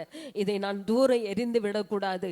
இதில் எழுதின நபர்களுக்காக நான் தொடர்ந்து ஆண்டவரே ஸ்தோத்திரம் அவர்களுக்காக ஜெபிக்கணும். ஆண்டவரே ஜெப ஆவி எனக்கு தாரம். நல்ல சத்தமா வாய் திறந்து சொல்லுங்களேன். வாய் திறந்து, ஆண்டவரே உமக்கு நன்றி அப்பா, ஸ்தோத்திரம் ஆண்டவரே. ஹல்லேலூயா. ஆத்தும பாரம் நமக்கு இருக்கட்டும். மற்றவர்களுக்காக ஜெபிக்கிற ஒரு ஜெபம் நமக்கு கொடுத்த ஒரு கிருபை ஆண்டவரே, ஸ்தோத்திரம் ஆண்டவரே. இந்த வைகோஸ் ஆண்டவரே, ஆண்டவரே இந்த ஜெபத்திலே நான் இணைந்து ஆண்டவரே ஒவ்வொருவருக்காக தினமும் ஆண்டவரே ஜெபிக்க எனக்கு கிருபை தாங்க ஆண்டவரே, ஸ்தோத்திரம் ஆண்டவரே.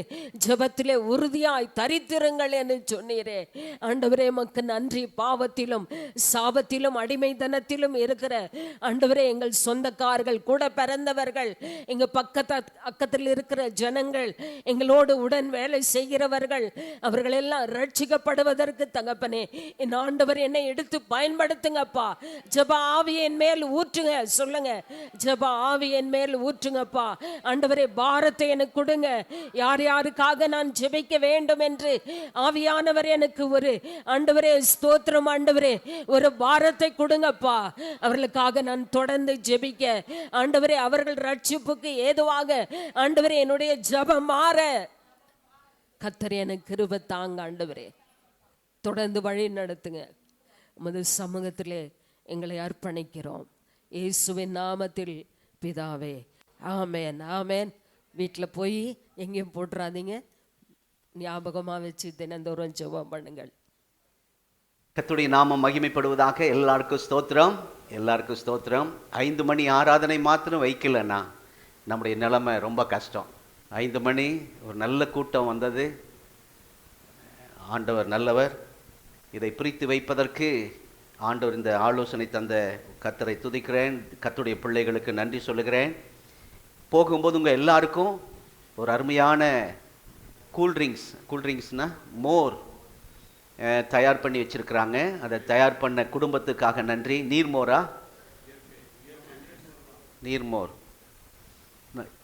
நல்லா இருக்கு, குடிச்சு பார்த்தேன், ரொம்ப அருமையாக. அதை செய்த குடும்பங்களுக்கு, இந்த காரியங்களெல்லாம் ஒழுங்குபடுத்தினவர்களுக்கு நன்றி. இதெல்லாம் நாங்கள் எதிர்பார்க்கவில்லை. இப்படி சில குடும்பங்களை கர்த்தர் எழுப்பி இருக்கிறார் நம்முடைய சபையில். நம்ம சொந்த குடும்பமாக எண்ணி வருகிறவர்கள் தாகத்தோடு போகக்கூடாது என்று சொல்லி ஒழுங்கு செய்திருக்கிறாங்க. அடுத்த ஆராதனைக்கும் வருகிறவர்களுக்கு வசதியாய் காரியங்களை செய்ய கர்த்தர் உதவி செய்வார். ஆகவே போகும்போது நீங்கள் கீழே உங்கள் எல்லாருக்கும் அந்த நீர்மோர் ரெடியாக இருக்கும். மேலே டெக்கரேஷன் சொல்லணுமா? டெக்கரேஷன் இரவெல்லாம் தூங்காமல் இந்த வேலைகளெல்லாம் செய்திருக்கிறார்கள். நேற்று 21 நாள் ஜெபம் நடந்த பிறகுதான் இதை வேலை ஆரம்பித்தார்கள். காலையில் 2 மணி 3 மணி ஆயிடுச்சுன்னு கேள்விப்பட்டேன். ஆகவே இதிலெல்லாம் இப்படி சபையை ஒவ்வொரு முறையும் இவ்வளோ சர்ச்சை அழகாக நேர்த்தியாக செய்வதற்கு காரணம், நமக்கு புது பாடல் ஆராதனையில் புது பாடல் வருவதைப் போல ஒவ்வொரு வாரமும் ஸ்டேஜ் புதுசாகவே புது சர்ச்சுக்குள்ளே வந்துட்டோங்கிற ஒரு உணர்வு கர்த்தர் நமக்கு தருகிறார். கரங்களை தட்டி அவர்களுக்கு நன்றி சொல்வோம். டெக்கரேஷன் மோர் செய்த குடும்பங்களுக்கு நன்றி. கர்த்தர் நல்லவர். அநேகர் வெளியூர்லேருந்து வந்திருக்கீங்க, குன்னூர்லேருந்து ஐயா வந்திருக்கிறாங்க. உங்கள் உறவினர்கள் எல்லாம் நீங்கள் அழைச்சிட்டு வந்திருப்பது மிகுந்த மகிழ்ச்சி. கர்த்தர் உங்களோடு சேர்ந்து நாங்கள் ஆராதிப்பதிலே சந்தோஷம் அடைகிறோம். இந்த நேரம் நமக்கு சரியாக 1/2 மணி நேரம் இருக்கிறது. ஆகவே முடிந்த அளவுக்கு வேகமாய் முடிக்க எனக்காக ஜெபித்து கொள்ளுங்கள். ஒரு பாஸ்டர் பிரசங்கம் பண்ணிக்கிட்டே இருந்தார். ஆவியானவர் சொல்லுகிறார், ஆவியானவர் சொல்லுகிறார் அப்படின்னு இடையில சொல்லுவாராம். என்னங்க, ஆவியானவர் சொல்லுகிறார், இப்படியே பேசிக்கிட்டு போயிட்டார் மணிக்கணக்கா. வள்ளியம்மா மணிக்கணக்கா பேசிட்டு போயிட்டார். அப்போ சர்ச்சு முடிஞ்சோன்னு ஒரு ஐயா எந்திரிச்சு சொன்னாராம், இனிமேல் ஆவியானவர் பேச வேண்டாம் ஐயா, நீங்களே பேசுங்கய்யா, ஆவியானவர் ரொம்ப நேரம் பேசுறாரு அப்படின்னு ஒரு விசுவாசி சொன்னாங்களாம். நம்ம விசுவாசி இப்பெல்லாம் ரொம்ப தெளிவா இருக்கிறாங்க. கர்த்தருக்கு ஸ்தோத்திரம். ஆகவே இந்த நேரத்தில் ஆவியானவர் பேச வேண்டுமா, நான் பேச வேண்டுமா? 7 வார்த்தைக்கு 1/2 மணி நேரம் போட்டுங்க. ஒரு வார்த்தைக்கு 1/2 மணி நேரம் என்றால் 7 வார்த்தைக்கு 3.5 மணி நேரம். இங்கே உள்ளேயே மோர் கொடுக்க வைத்து விடுவோம். இடையில ஒவ்வொரு வார்த்தைக்கும். எனக்கு என்ன சந்தோஷம்னா, பாஸ்டர் சாம் அவர்கள் 2 வார்த்தையை எடுத்துக்கொண்டார்கள். அது மைனஸ் பண்ணிக்கங்க. அது கதா காலட்சேபம் போல தான் நான் உட்கார்ந்துட்டு உணர்ந்தேன். ஒரு பாட்டு ஒரு பிரசங்கம், ஒரு பாட்டு ஒரு பிரசங்கம், இதெல்லாம் கதா காலட்சேபம். ஒரு கொஞ்ச நேரம் பாடுவாங்க, கொஞ்ச நேரம் பேசுவாங்க. அந்த மாதிரி அவங்க 2 எடுத்துக்கிட்டாங்க. பாஸ்டம்மா ஜெபத்தை பற்றி பேசும்போது ஏதாவது ஒரு வார்த்தை எடுத்து அவங்க ஒரு 2 வார்த்தை எடுத்திருந்தாங்கன்னா இன்னும் கொஞ்சம் நல்லா இருந்திருக்கும்னு ஜெபம் பண்ணிக்கிட்டே இருந்தேன். அவங்க சுருக்கமாக முடிச்சிட்டாங்க. இப்போ ஆகவே பாஸ்டர் பேசினதெல்லாம் விட்டுட்டு நான் பேசினாதான் நம்ம வேகமாக முடிக்க முடியும். தேவ நாமம் மகிமைப்படுவதாக. சிலுவையில் பூத்த 7 பூக்கள். நமக்கு தெரிந்த பூவெல்லாம் மல்லிகைப்பூ, முல்லைப்பூ, கனகாம்பரப்பூ, செவந்திப்பூ, செம்பருத்திப்பூ, ரோஜாப்பூ, ஜாதிப்பூ, மதுரை ஜாதி மல்லி, குஷ்பு. சரி, டிசம்பர் மாத்திரம் பூக்கிற பூ, அது ஒரு பூ. நிறைய பூக்கள். ஸ்தோத்திரம். நான் இந்த 7 பூக்கள்னு சொல்லுவாங்க. மன்னிப்பு, ரட்சிப்பு, பராமரிப்பு, தவிப்பு, ஒப்புவிப்பு, இப்படிலாம் இருக்கு. ஆனா நான் இன்றைக்கு பேச போகிற வார்த்தை, ஒவ்வொரு வார்த்தைக்கு இயேசு என்று நீங்க சத்தமா சொல்லணும். மன்னிக்கும், ரட்சிக்கும், குடும்பத்தில் கைவிடப்பட்ட, தாகமடைந்த, முடித்துவிட்ட, ஒப்புவித்த. அப்போஸ்தலனாகிய பவுல் இந்த உலகத்திலே மேன்மையாக பேச, பெருமையாக பேச, தன்னை குறித்து மேன்மை பாராட்ட நிறைய இருந்தாலும் அதையெல்லாம் ஒதுக்கிவிட்டு சிலுவையை பற்றியே பெருமையாக பேசினார். என்றால் இந்த சிலுவையை இன்றைக்கு மாத்திரமல்ல, ஒவ்வொரு 21 நாள் ஜெபத்திலே தியானிக்கும் போது எங்களுக்கு ரொம்ப பிரயோஜனமா இருக்கு. இவர் பவுல் பட்டதாரி, பல டிகிரி முடித்தவர். அதை குறித்து பெருமை பேசல. சமுதாயத்தில் அந்தஸ்தில் கொஞ்சம் மேன்மையாயிருந்தவர், அதையும் அவர் பெருமையா பேசல. செல்வாக்குள்ளவர், கோடீஸ்வரர், அதையும் மேன்மையாக பேசவில்லை. பேச்சு திறன், வாய் திறந்தா கேட்டுக்கிட்டே இருக்கலாம் போல இருக்கும். நல்ல பேச்சாளர். ரோம குடியுரிமை பெற்றவர், யாரும் அவர்கிட்ட நெருங்க முடியாது. அதெல்லாம் மேன்மையா பேசாமல் எவ்வளவோ மேன்மையாக பேசக்கூடிய ஸ்லாக்கியம் பெற்றிருந்தும் சிலுவை மாத்திரம் குறித்து கலாத்தியர் 6:14 அந்த சிலுவை பற்றி மேன்மை பேசுகிறார். என்றால் இன்றைக்கு அதை தியானிப்பதற்கு கர்த்தர் உங்களை, என்னை கர்த்தர் கொண்டு வந்திருக்கிறார். கல்வாரி சிலுவையிலே நமக்கு ஆண்டவர் பாவ மன்னிப்பின் நிச்சயத்தை கர்த்தர் தந்தார். நமக்காக இயேசு கிறிஸ்து கல்வாரியில் சம்பாதித்த மிகப்பெரிய சொத்து பாவ மன்னிப்பின் நிச்சயம். ஆண்டவர் அதை தான் நமக்கு சம்பாதித்து கொடுத்தார். மனிதன் செய்த பாவத்தை மன்னிப்பதற்காக ஆண்டவர் தவிர இந்த உலகத்தில் வேற யாருக்கு அதிகாரம் இல்லை. இந்த உலகத்தில் எத்தனையோ தலைவர்கள் இருந்தார்கள், அவர்கள் யாரும் இரத்தத்தை சிந்தி ஜீவனை கொடுக்கவில்லை. நம்முடைய ஆண்டவர் மாத்திரம் இரத்தத்தை சிந்தி ஜீவனை கொடுத்தார். ஒரு ஏரியாவை தீ, பயங்கரமான தீ பற்றி எரிந்தது. பொதுவாகவே ஏப்ரல் மே என்று சொன்னாலே நமக்கு வருகிற நியூஸ் எல்லாம் டிவியில், பேப்பரில் கடை எரிந்தது, பல கடைகள் தரைமட்டம் எரிந்து தரைமட்டமானது, சிவகாசியில் பட்டாசு தொழிற்சாலை எரிந்து சாம்பலானது, இத்தனை பேர் செத்தார்கள் தான் இந்த வெயில் காலத்தில் நியூஸ் வந்துக்கிட்டே இருக்கும். பல காட்டுத்தீ பரவி பல ஊர்கள் அழிந்து போனது என்று வரும். அந்த மாதிரி ஒரு காட்டுத்தீ பரவி பயங்கரமான அழிவை ஏற்படுத்தினது. ஒரு வீட்டை தீ கபகபன் எரிந்து கொண்டு இருக்கிறது. அக்கினி, பயங்கர அக்கினி. இதில் யாரும் உள்ளே போய் அந்த குடும்பத்தை காப்பாற்ற முன் வரவில்லை. சுற்றிலும் நின்று பலவிதமாய் பேசுகிறார்கள். ஆனால் ஒருவர் மாத்திரம் வேகமாய் உள்ளே போனார்.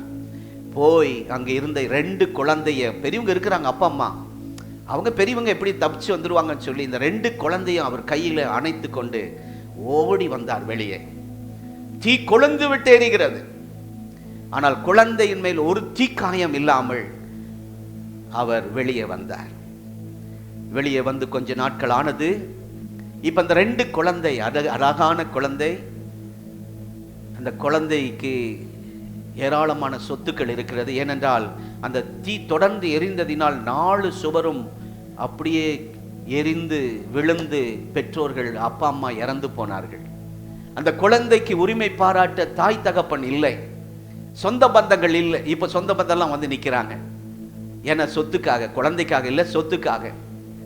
இப்பொழுது அங்கே ஒரு நீதி விசாரணை நடக்கிறது. இந்த குழந்தைக்கு யார் உரிமையாளர்கள், யார் கொண்டு போய் வளர்த்துறீங்கன்னு சொல்லும் போது எல்லார் உறவினர்களும் வந்து தங்கள் உரிமையை சொல்லி, இந்த குழந்தை எங்களுக்கு சொந்தம், நாங்கள் தான் வளர்த்துவோம் என்று. அந்த நேரத்தில் இந்த தீ எரிந்து கொண்டிருந்ததே, அந்த நேரத்தில் உள்ளே தைரியமாய் சென்று காப்பாற்றி வந்த இந்த மனிதனும் அவரும் உரிமை பாராட்டினார். அவருடைய பேர் ஆண்ட்ரூ. இந்த குழந்தைக்கு உறவு நீ கிடையாது, நீ எங்கள் குடும்பத்தில் சம்பந்தம் இல்லை, நீ எப்படி உரிமை பாராட்டலாம் என்று சொல்லி அங்கு இருந்தவர்கள் எல்லாம் அவனை கேள்வி கேட்டார்கள். அந்த ஆண்ட்ரூவை அவர் சொன்ன ஒரே பதில், அதற்கு அந்த குழந்தை காப்பாற்றின போது அக்னியிலே வெந்து போயிருந்த தன்னுடைய கரங்களை காண்பித்தார். குழந்தைக்கு எந்த காயம், ஆனால் அவருடைய 2 கைகளும் எரிந்து காயமானதை, அந்த காயங்களை காட்டி, இதுதான் இந்த குழந்தைக்கு எனக்கு உரிமை இருக்கிறது என்று அந்த காயத்தை காட்டின உடனே ஜனங்கள் எல்லாரும் வாய் அடைத்து போனார்கள். யாரும் பேசவில்லை. தன்னுடைய உரிமையை, இதுதான் என்னுடைய காயம்தான் உரிமை பத்திரம் என்று காண்பித்தார். அருமையான தேவனுடைய பிள்ளைகளே, நம்முடைய இயேசு கிறிஸ்துவும் அதே போலதான் 5 காயங்களை காட்டி, சத்துருக்கு நேராக காட்டி, இவர்களெல்லாம் என்னுடைய பிள்ளைகள், அல்லேலூயா, நீங்களும் நானும் அவருடைய காயத்தால் மீட்கப்பட்டிருக்கிறோம். ஆகவே ஆண்டவருக்கு உங்க மேல உரிமை இருக்கிறது. நீங்கள் தான் அவருடைய சொத்துக்கள். வேற உரிமை பாராட்ட எந்த சாமிக்கும் எந்த தலைவர்களுக்கு அதிகாரம் இல்லை, எந்த மத தலைவர்களுக்கு அதிகாரம் இல்லை. இயேசு ஒருவருக்கு தான் அவருடைய சொந்த 5 காயங்களை காட்டி, என் இரத்தத்தை சிந்தி காயப்பட்டு அவர்களை மீட்டிருக்கிறேன், எனக்கு சொந்தம் என்று உரிமை பாராட்டுகிறார். கர்த்தருடைய நாமம் மகிமைப்படுவதாக.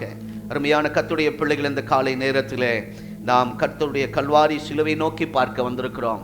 இன்றைக்கு அநேகருக்கு அந்த சிலுவை இல்லாமல் பரலோகம் தேவை என்று எதிர்பார்ப்பு. சிலுவை இல்லாமல் பரலோகம் இல்லை. ஒவ்வொருவருக்கும் ஒரு சிலுவை. வேலை செய்கிற இடத்திலே சில சிலுவை பாடுகள், குடும்பத்திலே சில சிலுவை, சரீரத்திலே சிலருக்கு சிலுவை. இந்த பாடுகளின் வழியாக தான் நாம் பரலோகம் செல்ல முடியும். ஆமென். சிலுவை இல்லாமல் சிங்காசனம் இல்லை. ஆகவே இந்த கல்வாரி சிலுவையை தியானிக்க ஆண்டவர் அவருடைய சமூகத்திலே நம்மை கொண்டு வந்திருக்கிறார். கர்த்தருடைய நாமத்துக்கு மகிமை உண்டாவதாக. அருமையான தேவனுடைய பிள்ளைகளை, ஆண்டவர் பிதா அவருடைய விருப்பம் என்ன என்றால், ஸ்தேவானை போல கல்லெறிந்து இயேசு கொல்லப்பட வேண்டும் என்பது தேவனுடைய சித்தம் இல்லை. கடல் பிரயாணத்திலே சாத்தான் புயலை அனுப்பி கொண்டுவிட முயற்சித்தானே, அதுவும் தேவனுடைய சித்தம் இல்லை. கெத்செமனே தோட்டத்தில் இதயம் உடைந்து என்று சொன்னால் உங்களுக்கு தெரியும், பிளட் பிரஷர், பிபி அதிகமானா வெடிச்சிரும்ல, மூக்குல வாயில ரத்தம் வந்துடும். அந்த ரத்தம் சிலருக்கு தலையில போய் என்ன ஆயிரும், பிளாட் ஆயிரும், லாக் ஆயிரும். அதில் அப்படியே அவங்க அப்படியே பேச்சு செயலிழந்து போயிடுவாங்க, கை கால் வராமல் போயிடுவாங்க. அந்த மாதிரி கல்வாரி அந்த கெத்செமனே தோட்டத்திலே அப்படி உடைந்து அங்கேயே மரிப்பதும் பிதாவின் சித்தம் இல்லை. சிலுவையிலே மரிக்க வேண்டும் என்பதே பிதாவின் சித்தமாயிருந்தது. அவர் அப்படி மரிக்காவிட்டால் அந்த பாவமன்னிப்பு நிச்சயம் என்ற ஸ்தோத்திரம், ஒரு ஆசீர்வாதம் நமக்கு கிடைக்காமல் போயிருக்கும். ஆகவே அந்த கல்வாரியிலே அநேக அற்புதங்கள் நடந்தது. அதை நான் இப்போ சொல்ல வர விரும்பவில்லை, நேரமும் இல்லை. கர்த்தருக்கு ஸ்தோத்திரம். இயேசு கிறிஸ்து வாழ்க்கை முழுவதுமே அற்புதம் தான். ஸ்தோத்திரம். அவருடைய பிறப்பு அற்புதம், அவருடைய ஊழியத்தில் அற்புதம், அவருடைய மரணத்தில் அற்புதம், இப்படியாக அவருடைய அற்புதமாகவே அதிசயம் நடந்து கொண்டே வந்தது. சில மணி நேரங்கள் கல்வாரி சிலுவையில் அற்புதங்கள் நிறுத்தப்பட்டது.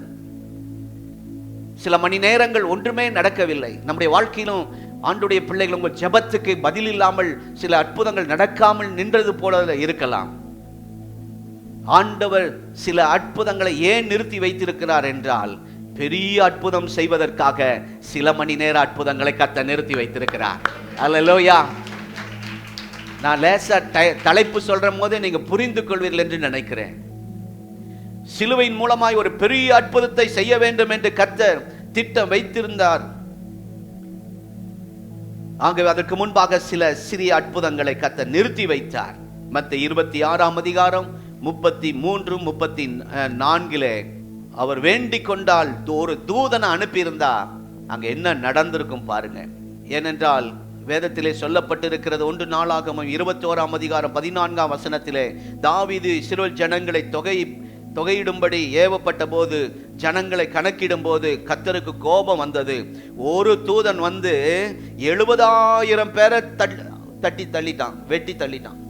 ஒரு தூதன், கவனிங்க, ஒரு தூதன் 70,000. அப்படி என்றால் ஒரு தூதன் தன்னுடைய பட்டயத்தை நீட்டும் போதே 70,000 பேர் மடிந்திருப்பார்கள். ஆனால் நீட்டும் போதே, கவனிங்க, அந்த பட்டயத்தை இப்படி தூக்கி இருந்தா இஸ்ரவேல் தேசமே அழிந்து போயிருக்கும். ஆகவே ஆண்டவர் அந்த சின்ன அற்புதம், அது சின்ன அற்புதமா தான் போயிருக்கும். உலகம் முழுவதும் ரட்சிக்கப்பட வேண்டும் என்று கர்த்தர் சிறிய அற்புதத்தை நிறுத்தி வைத்து அது அப்படி அவர் வேண்டிக் கொண்டார். எத்தனை லேகியோன் எத்தனை பேர் வந்து இறங்கி இருப்பாங்க நினைச்சு பாருங்க. கர்த்தருடைய நாமத்துக்கு ஸ்தோத்திரம். இயேசு கிறிஸ்து கெத்செமனே தோட்டத்திலே வேண்டிக் கொண்டிருந்த போது 12,000 அதிகமான தூதர்கள் இறங்கி வந்திருப்பார்கள். அப்போ வல்லமை எவ்வளவு பெருசா இருந்திருக்கும். அங்கிருந்து இயேசு தப்பித்து போயிருக்கலாம். சிலுவையில் வேதனையிலிருந்து விடுதலையாகி ஓடி இருக்கலாம். ஆனால் அப்படி அவர் செய்யவில்லை. அது ஒரு சிறிய அற்புதம் தான். தூதர்கள் வந்து இயேசுவை காப்பாற்றி செல்வது, சிலுவைக்கு போகாமல் விடுவிப்பது சிறிய அற்புதம். அன்றைக்கு அவர் அப்படி செய்திருப்பார். ஆனால் நீங்களும் நானும் இன்றைக்கும் பாவத்திலே மரித்திருப்போம், நரகத்தின் பிள்ளைகளாயிருந்திருப்போம், பிசாசின் பிள்ளைகளாயிருந்திருப்போம். நம்மை மீட்கும்படியாக சிறிய அற்புதத்தை கர்த்தர் நிறுத்தி வைத்து பெரிய அற்புதம் கர்த்தர் செய்திருக்கிறார். அதுதான் நம்முடைய ஆத்தும ரட்சிப்பு, பாவ மன்னிப்பின் நிச்சயம். அல்லேலூயா. ஆகவே சிறிய அற்புதத்தை நிறுத்தி வைத்து கல்வாரி சிலுவையிலே நமக்காக பல பாடுகளை, அவமானங்களை, நிந்தைகளை அவர் சகித்தார். அருமையான தெய்வ பிள்ளைகளை, இந்த வார்த்தை கேட்கிற உங்க வாழ்க்கையில சில நேரங்கள் உங்கள் ஜெபம் கேட்கப்படாதது போல இருக்கும். உபவாசம் பண்ணியிருக்கீங்க, அழுது இருக்கிறீங்க, சரீரமே ஒரு வழி ஆயிருச்சு, இன்னும் ஒண்ணுமே நடக்கல. ஆண்டவர் பெரிய அற்புதம் செய்ய சிறிய அற்புதத்தை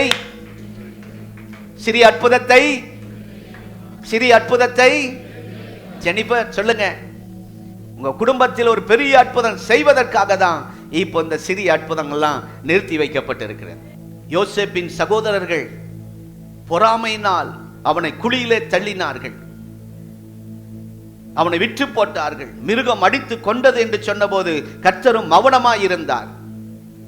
ஏன் மௌனமாயிருந்தார்? அன்றைக்கு ஆண்டவர் சகோதரருடைய கையிலிருந்து விடுவித்திருப்பார். ஆனால் அது ஒரு சிறிய அற்புதம். ஆண்டவர் அமைதலாய் இருந்ததினால் பெரிய அற்புதம் என்றால் எகிப்துக்கு தேசத்துக்கே கர்த்தர் உயர்த்தி வைத்தார். பெரிய அற்புதத்துக்காக சிறிய அற்புதத்தை கர்த்தர் நிறுத்தி வைக்கிறார். எத்தனை பேர் விசுவாசிக்கிறீங்க? லாசரு மரித்த உடனே வந்திருந்தால் சிறிய அற்புதம். உயிரோடு எழுப்பி இருந்தா இது யார் வேணா செய்யலாம், மந்திரவாதி கூட செய்வான் அப்படின்னு சொல்லி இருப்பாங்க. 4 நாள் கழித்து நாரி போன லாசருவை உயிரோடு எழுப்பினது பெரிய அற்புதம். ஆகவே தான் ஆண்டவர் தாமதித்தார். சிறிய சீக்கிரம் வந்திருந்தா சின்ன அற்புதம் நடந்திருக்கும். ஆகவே உங்களுடைய ஜெபம் உடனே கேட்கப்பட்டால் நல்லதுதான், சந்தோஷம்தான். நம்ம சபைக்காக எவ்வளவு ஜெபம் பண்ணியிருக்கோம், எவ்வளவு உபவாசம் இருந்திருக்கிறோம், இன்னும் அற்புதம் நடக்கல, சோர்ந்து போகாதீங்க. தாமதம் ஆகுவதற்கு காரணம் ஹல்லேலூயா, ஹல்லேலூயா.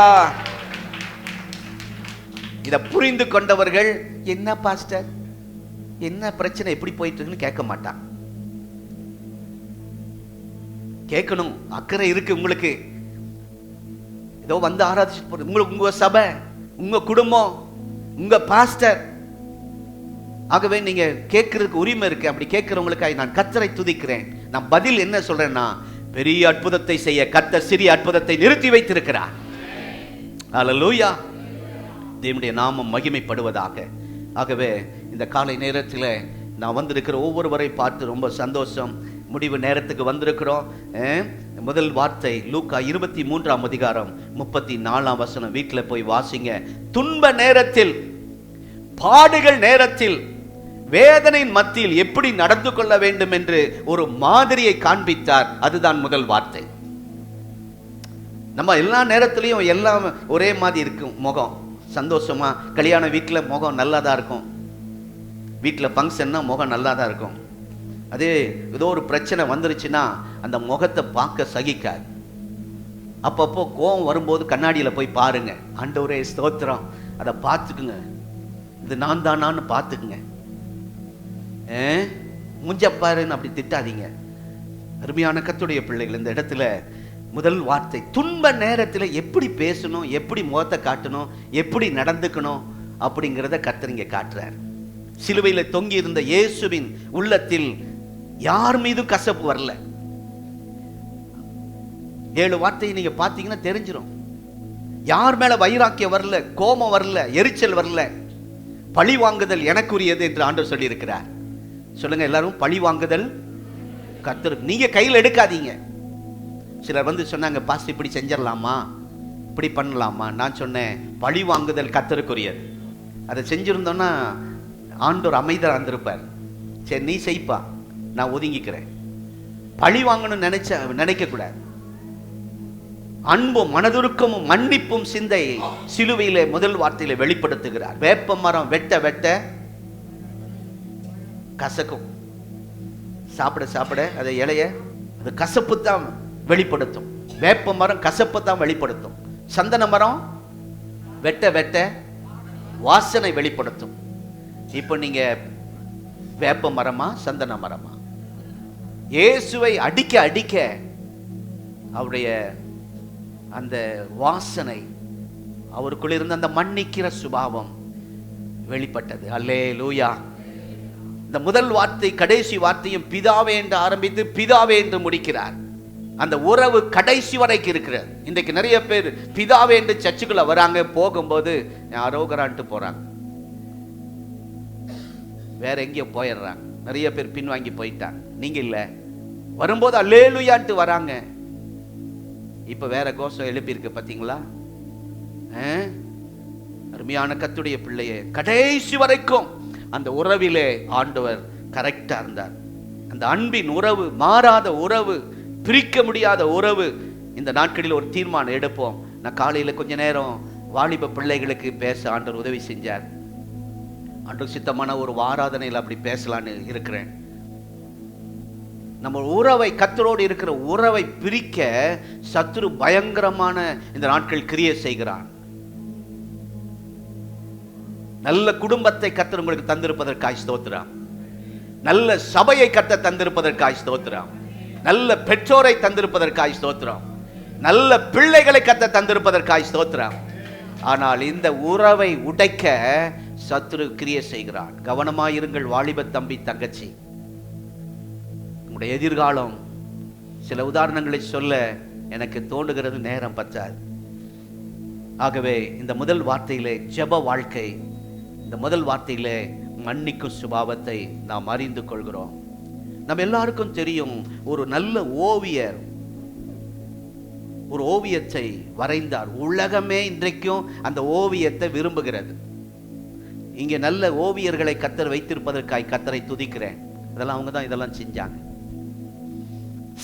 பாஸ்டர் பார்த்து அப்படியே அந்த தாடி, அந்த கண்ணாடி, அந்த மூக்கு அப்படியே வரைஞ்சு கொண்டாராங்க. என்னையும் பாஸ்டமாவையும் அப்படியே வரைஞ்சு கொண்டாராங்க. பாஸ்டமா எப்படி தலை சீவுவாங்க அப்படியே சீவி இருக்கு, வீட்டில் வச்சிருக்கிறோம். இங்கே ஒரு ஓவியர், உலகமே பாராட்டுகிற ஓவியர்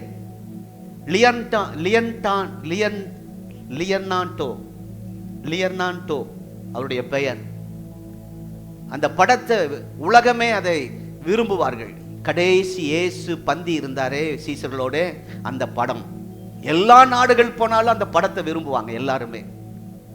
ஒவ்வொரு படமும் ஒவ்வொரு மாதிரி இயேசுவை வரைஞ்சிருக்கிறாங்க. இயேசு இப்படிதான் இருந்தான்னு சொல்ல முடியாது. அவர் 10,000ங்களில் சிறந்தவர்.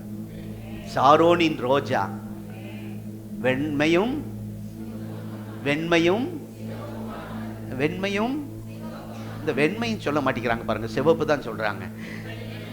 வெண்மையும் சிவப்புமானவர். வெண்மை என்றால் பரிசுத்தம், சிவப்பென்றால் இயேசுவின் ரத்தம். ஆமென். ரட்சிப்பு.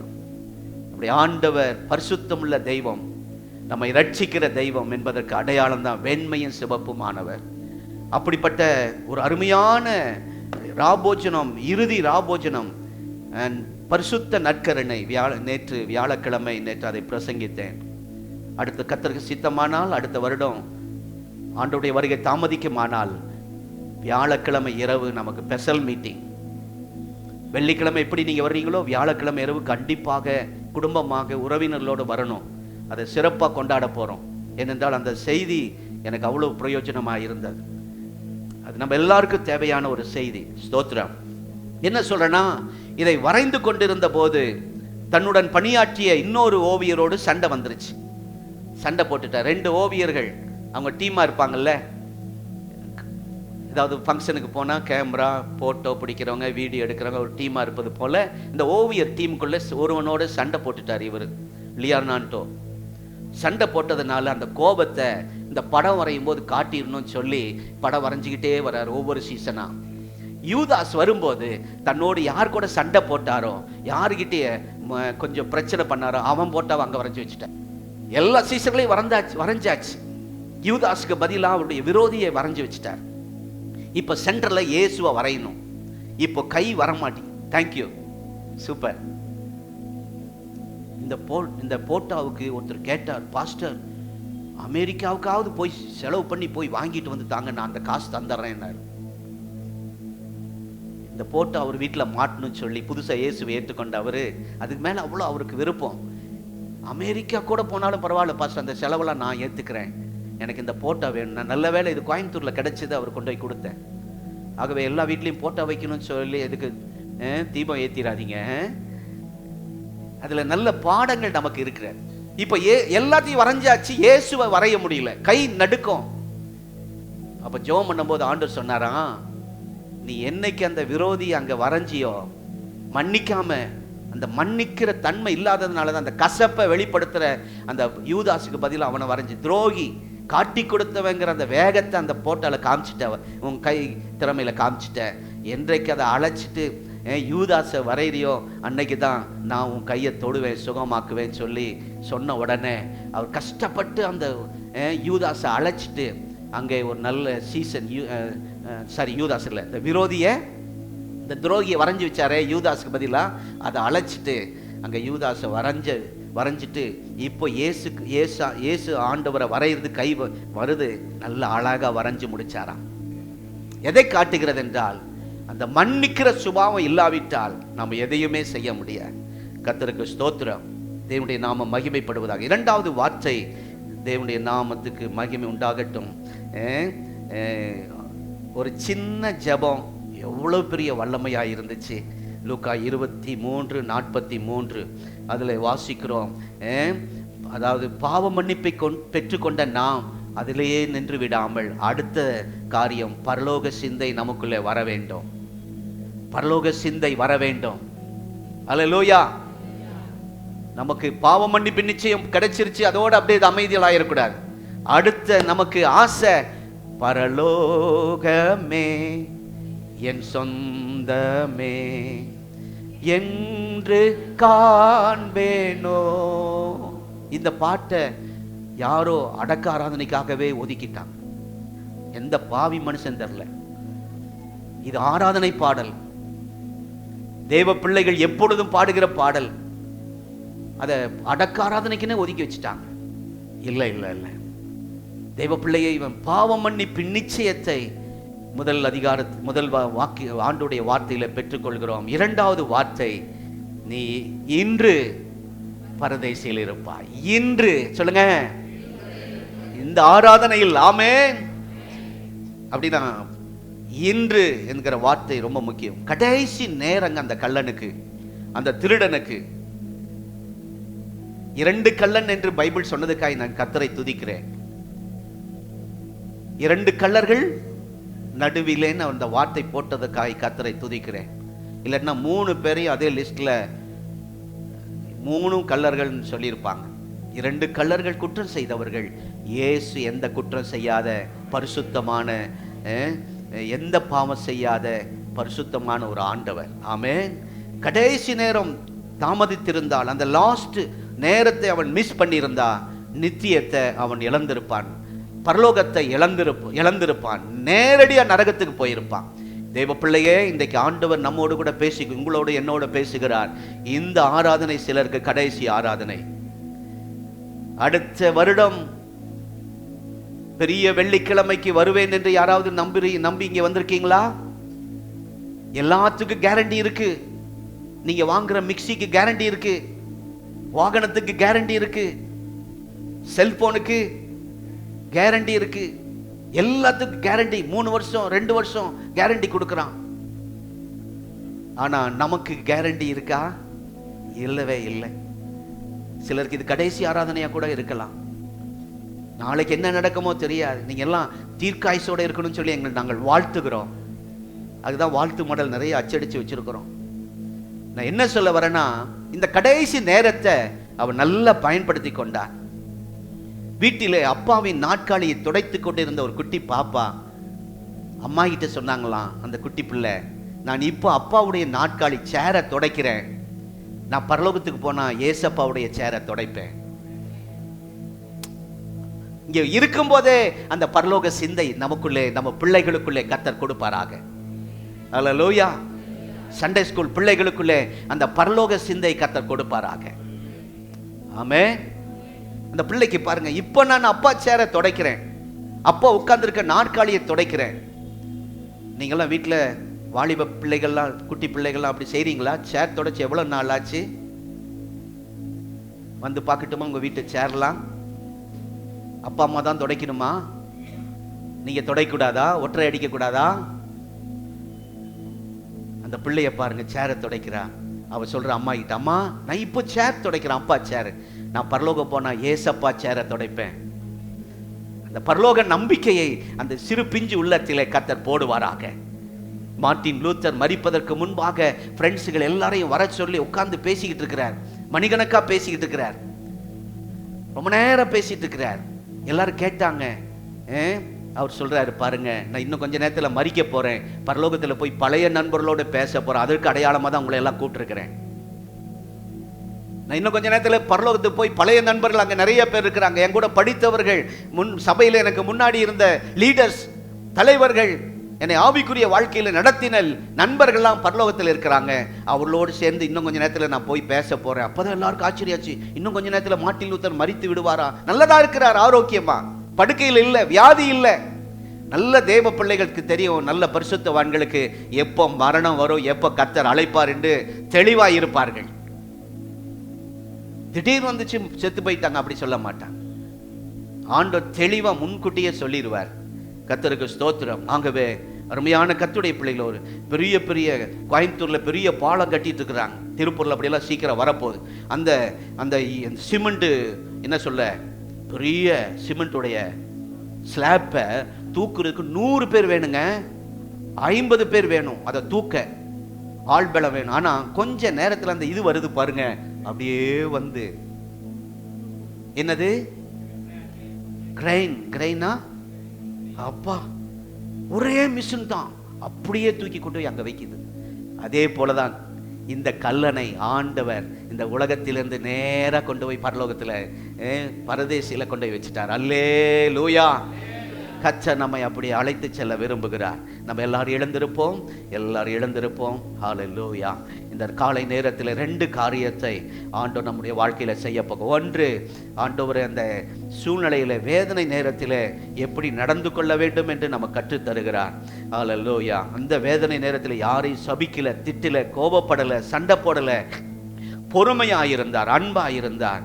கர்த்தருக்கு ஸ்தோத்திரம். பிதாவே என்று ஆரம்பித்து அந்த வாக்கியம் முடிக்கும் போது பிதாவே என்று தான் முடிக்கிறார். அந்த பிதாவோடு உள்ள அந்த உறவு யார் வந்து உடைக்க முடியல, தடுக்க முடியல. பிதாவோடு இருக்கிற உறவை எந்த பணமோ உலகம் மாமிசம் பிசாசு பிரிக்க முடியல. அந்த உறவை நமக்குள்ளே கத்த தருவாராக. ஓ ஸ்தோத்திரம். அந்த மன்னிப்பை பெற்றது மாத்திரமல்ல, பரலோக சிந்தையினால் கத்த நம்மை நிரப்ப போகிறார். ஆமென். எல்லா ஜோமன். ஆண்டவரே, நான் பரலோகத்துக்கு சொந்தக்காரனாய் மாறும் ஆண்டவரே. ஹல்லேலூயா. பரலோக சிந்தை என்னை நிரப்பட்டும், என் குடும்பத்தை நிரப்பட்டும். அந்த ஒரு சின்ன அந்த ஜெபத்துக்கு கர்த்தர் ஜெபத்தை கேட்டு இன்று என்று சொன்னார். ஹல்லேலூயா. இதுவரைக்கும் தொடர்ந்து நீங்கள் ஜெபித்திருக்கலாம். இன்றைக்கு கர்த்தர் ஒரு அற்புதம் செய்ய போகிறார். இன்றைய இரட்சணிய நாள், இன்றைய அனுகிரக காலம் என்று வேதம் சொல்லுகிறது. சகை வீட்டுக்கு சென்று இன்றைக்கே ரட்சிப்பு என்று ஆண்டவர் சொன்னார். இன்றைக்கே இரட்டிப்பான நன்மை தருவேன் என்று கர்த்தர் சொல்லி இருக்கிறார். அதுக்காய் கரங்களை உயர்த்தி நாம் கர்த்தரை துதிப்போம். ஹல்லேலூயா. இந்த சிலுவை தியானத்தில் வந்திருக்கிற இன்றைக்கு ஆண்டவர் நம்முடைய வாழ்க்கையில் ஒரு அற்புதத்தை செய்ய போகிறார். ஒரு பெரிய அற்புதத்தை செய்யதான் இவ்வளவு நாள் சில அற்புதங்களை, சின்ன அற்புதங்களை நிறுத்தி வைத்தார். இன்றைக்கு நம்முடைய குடும்பத்தில், நம்முடைய பிசினஸ்ல கர்த்தர் ஒரு பெரிய அற்புதங்களை கர்த்தர் செய்ய போகிறார். ஹல்லேலூயா. ஓ பரலோக பாக்கியத்தை கர்த்தர் நமக்கு தர போகிறார். பாவ மன்னிப்பின் நிச்சயத்தை தரப்போகிறார். அதை பெறாமல் யாரும் இந்த இடத்தை விட்டு போகாதீங்க. எல்லாரும் கைகளை கூப்பி கண்ணை மூடி, ஆண்டவரே அந்த பாவ மன்னிப்பின் நிச்சயத்தை இந்த நாளிலே நம்முடைய சிலுவை அண்டை வந்திருக்கிற எனக்கு கொடுங்கப்பா. பரலோக பாக்கியத்தை எனக்கு கொடுங்க. இயேசுவின் நாமத்தில் பிதாவே, ஆமென். நம்முடைய கர்த்தராகிய இயேசு கிறிஸ்துவின் கிருபை, பிதாவாகிய தேவனுடைய அன்பு, பரிசுத்த ஆவியானுடைய ஐக்கியம் இந்த ஆராதனையில் வந்த ஒவ்வொரு தேவ பிள்ளைகளோடு, குடும்பத்தோடு, பிசினஸோடும், ஆண்டவரே அருமையான சிறு பிள்ளைகளோடும் சதா காலமும் நிலைத்திருப்பதாக. ஆமென்.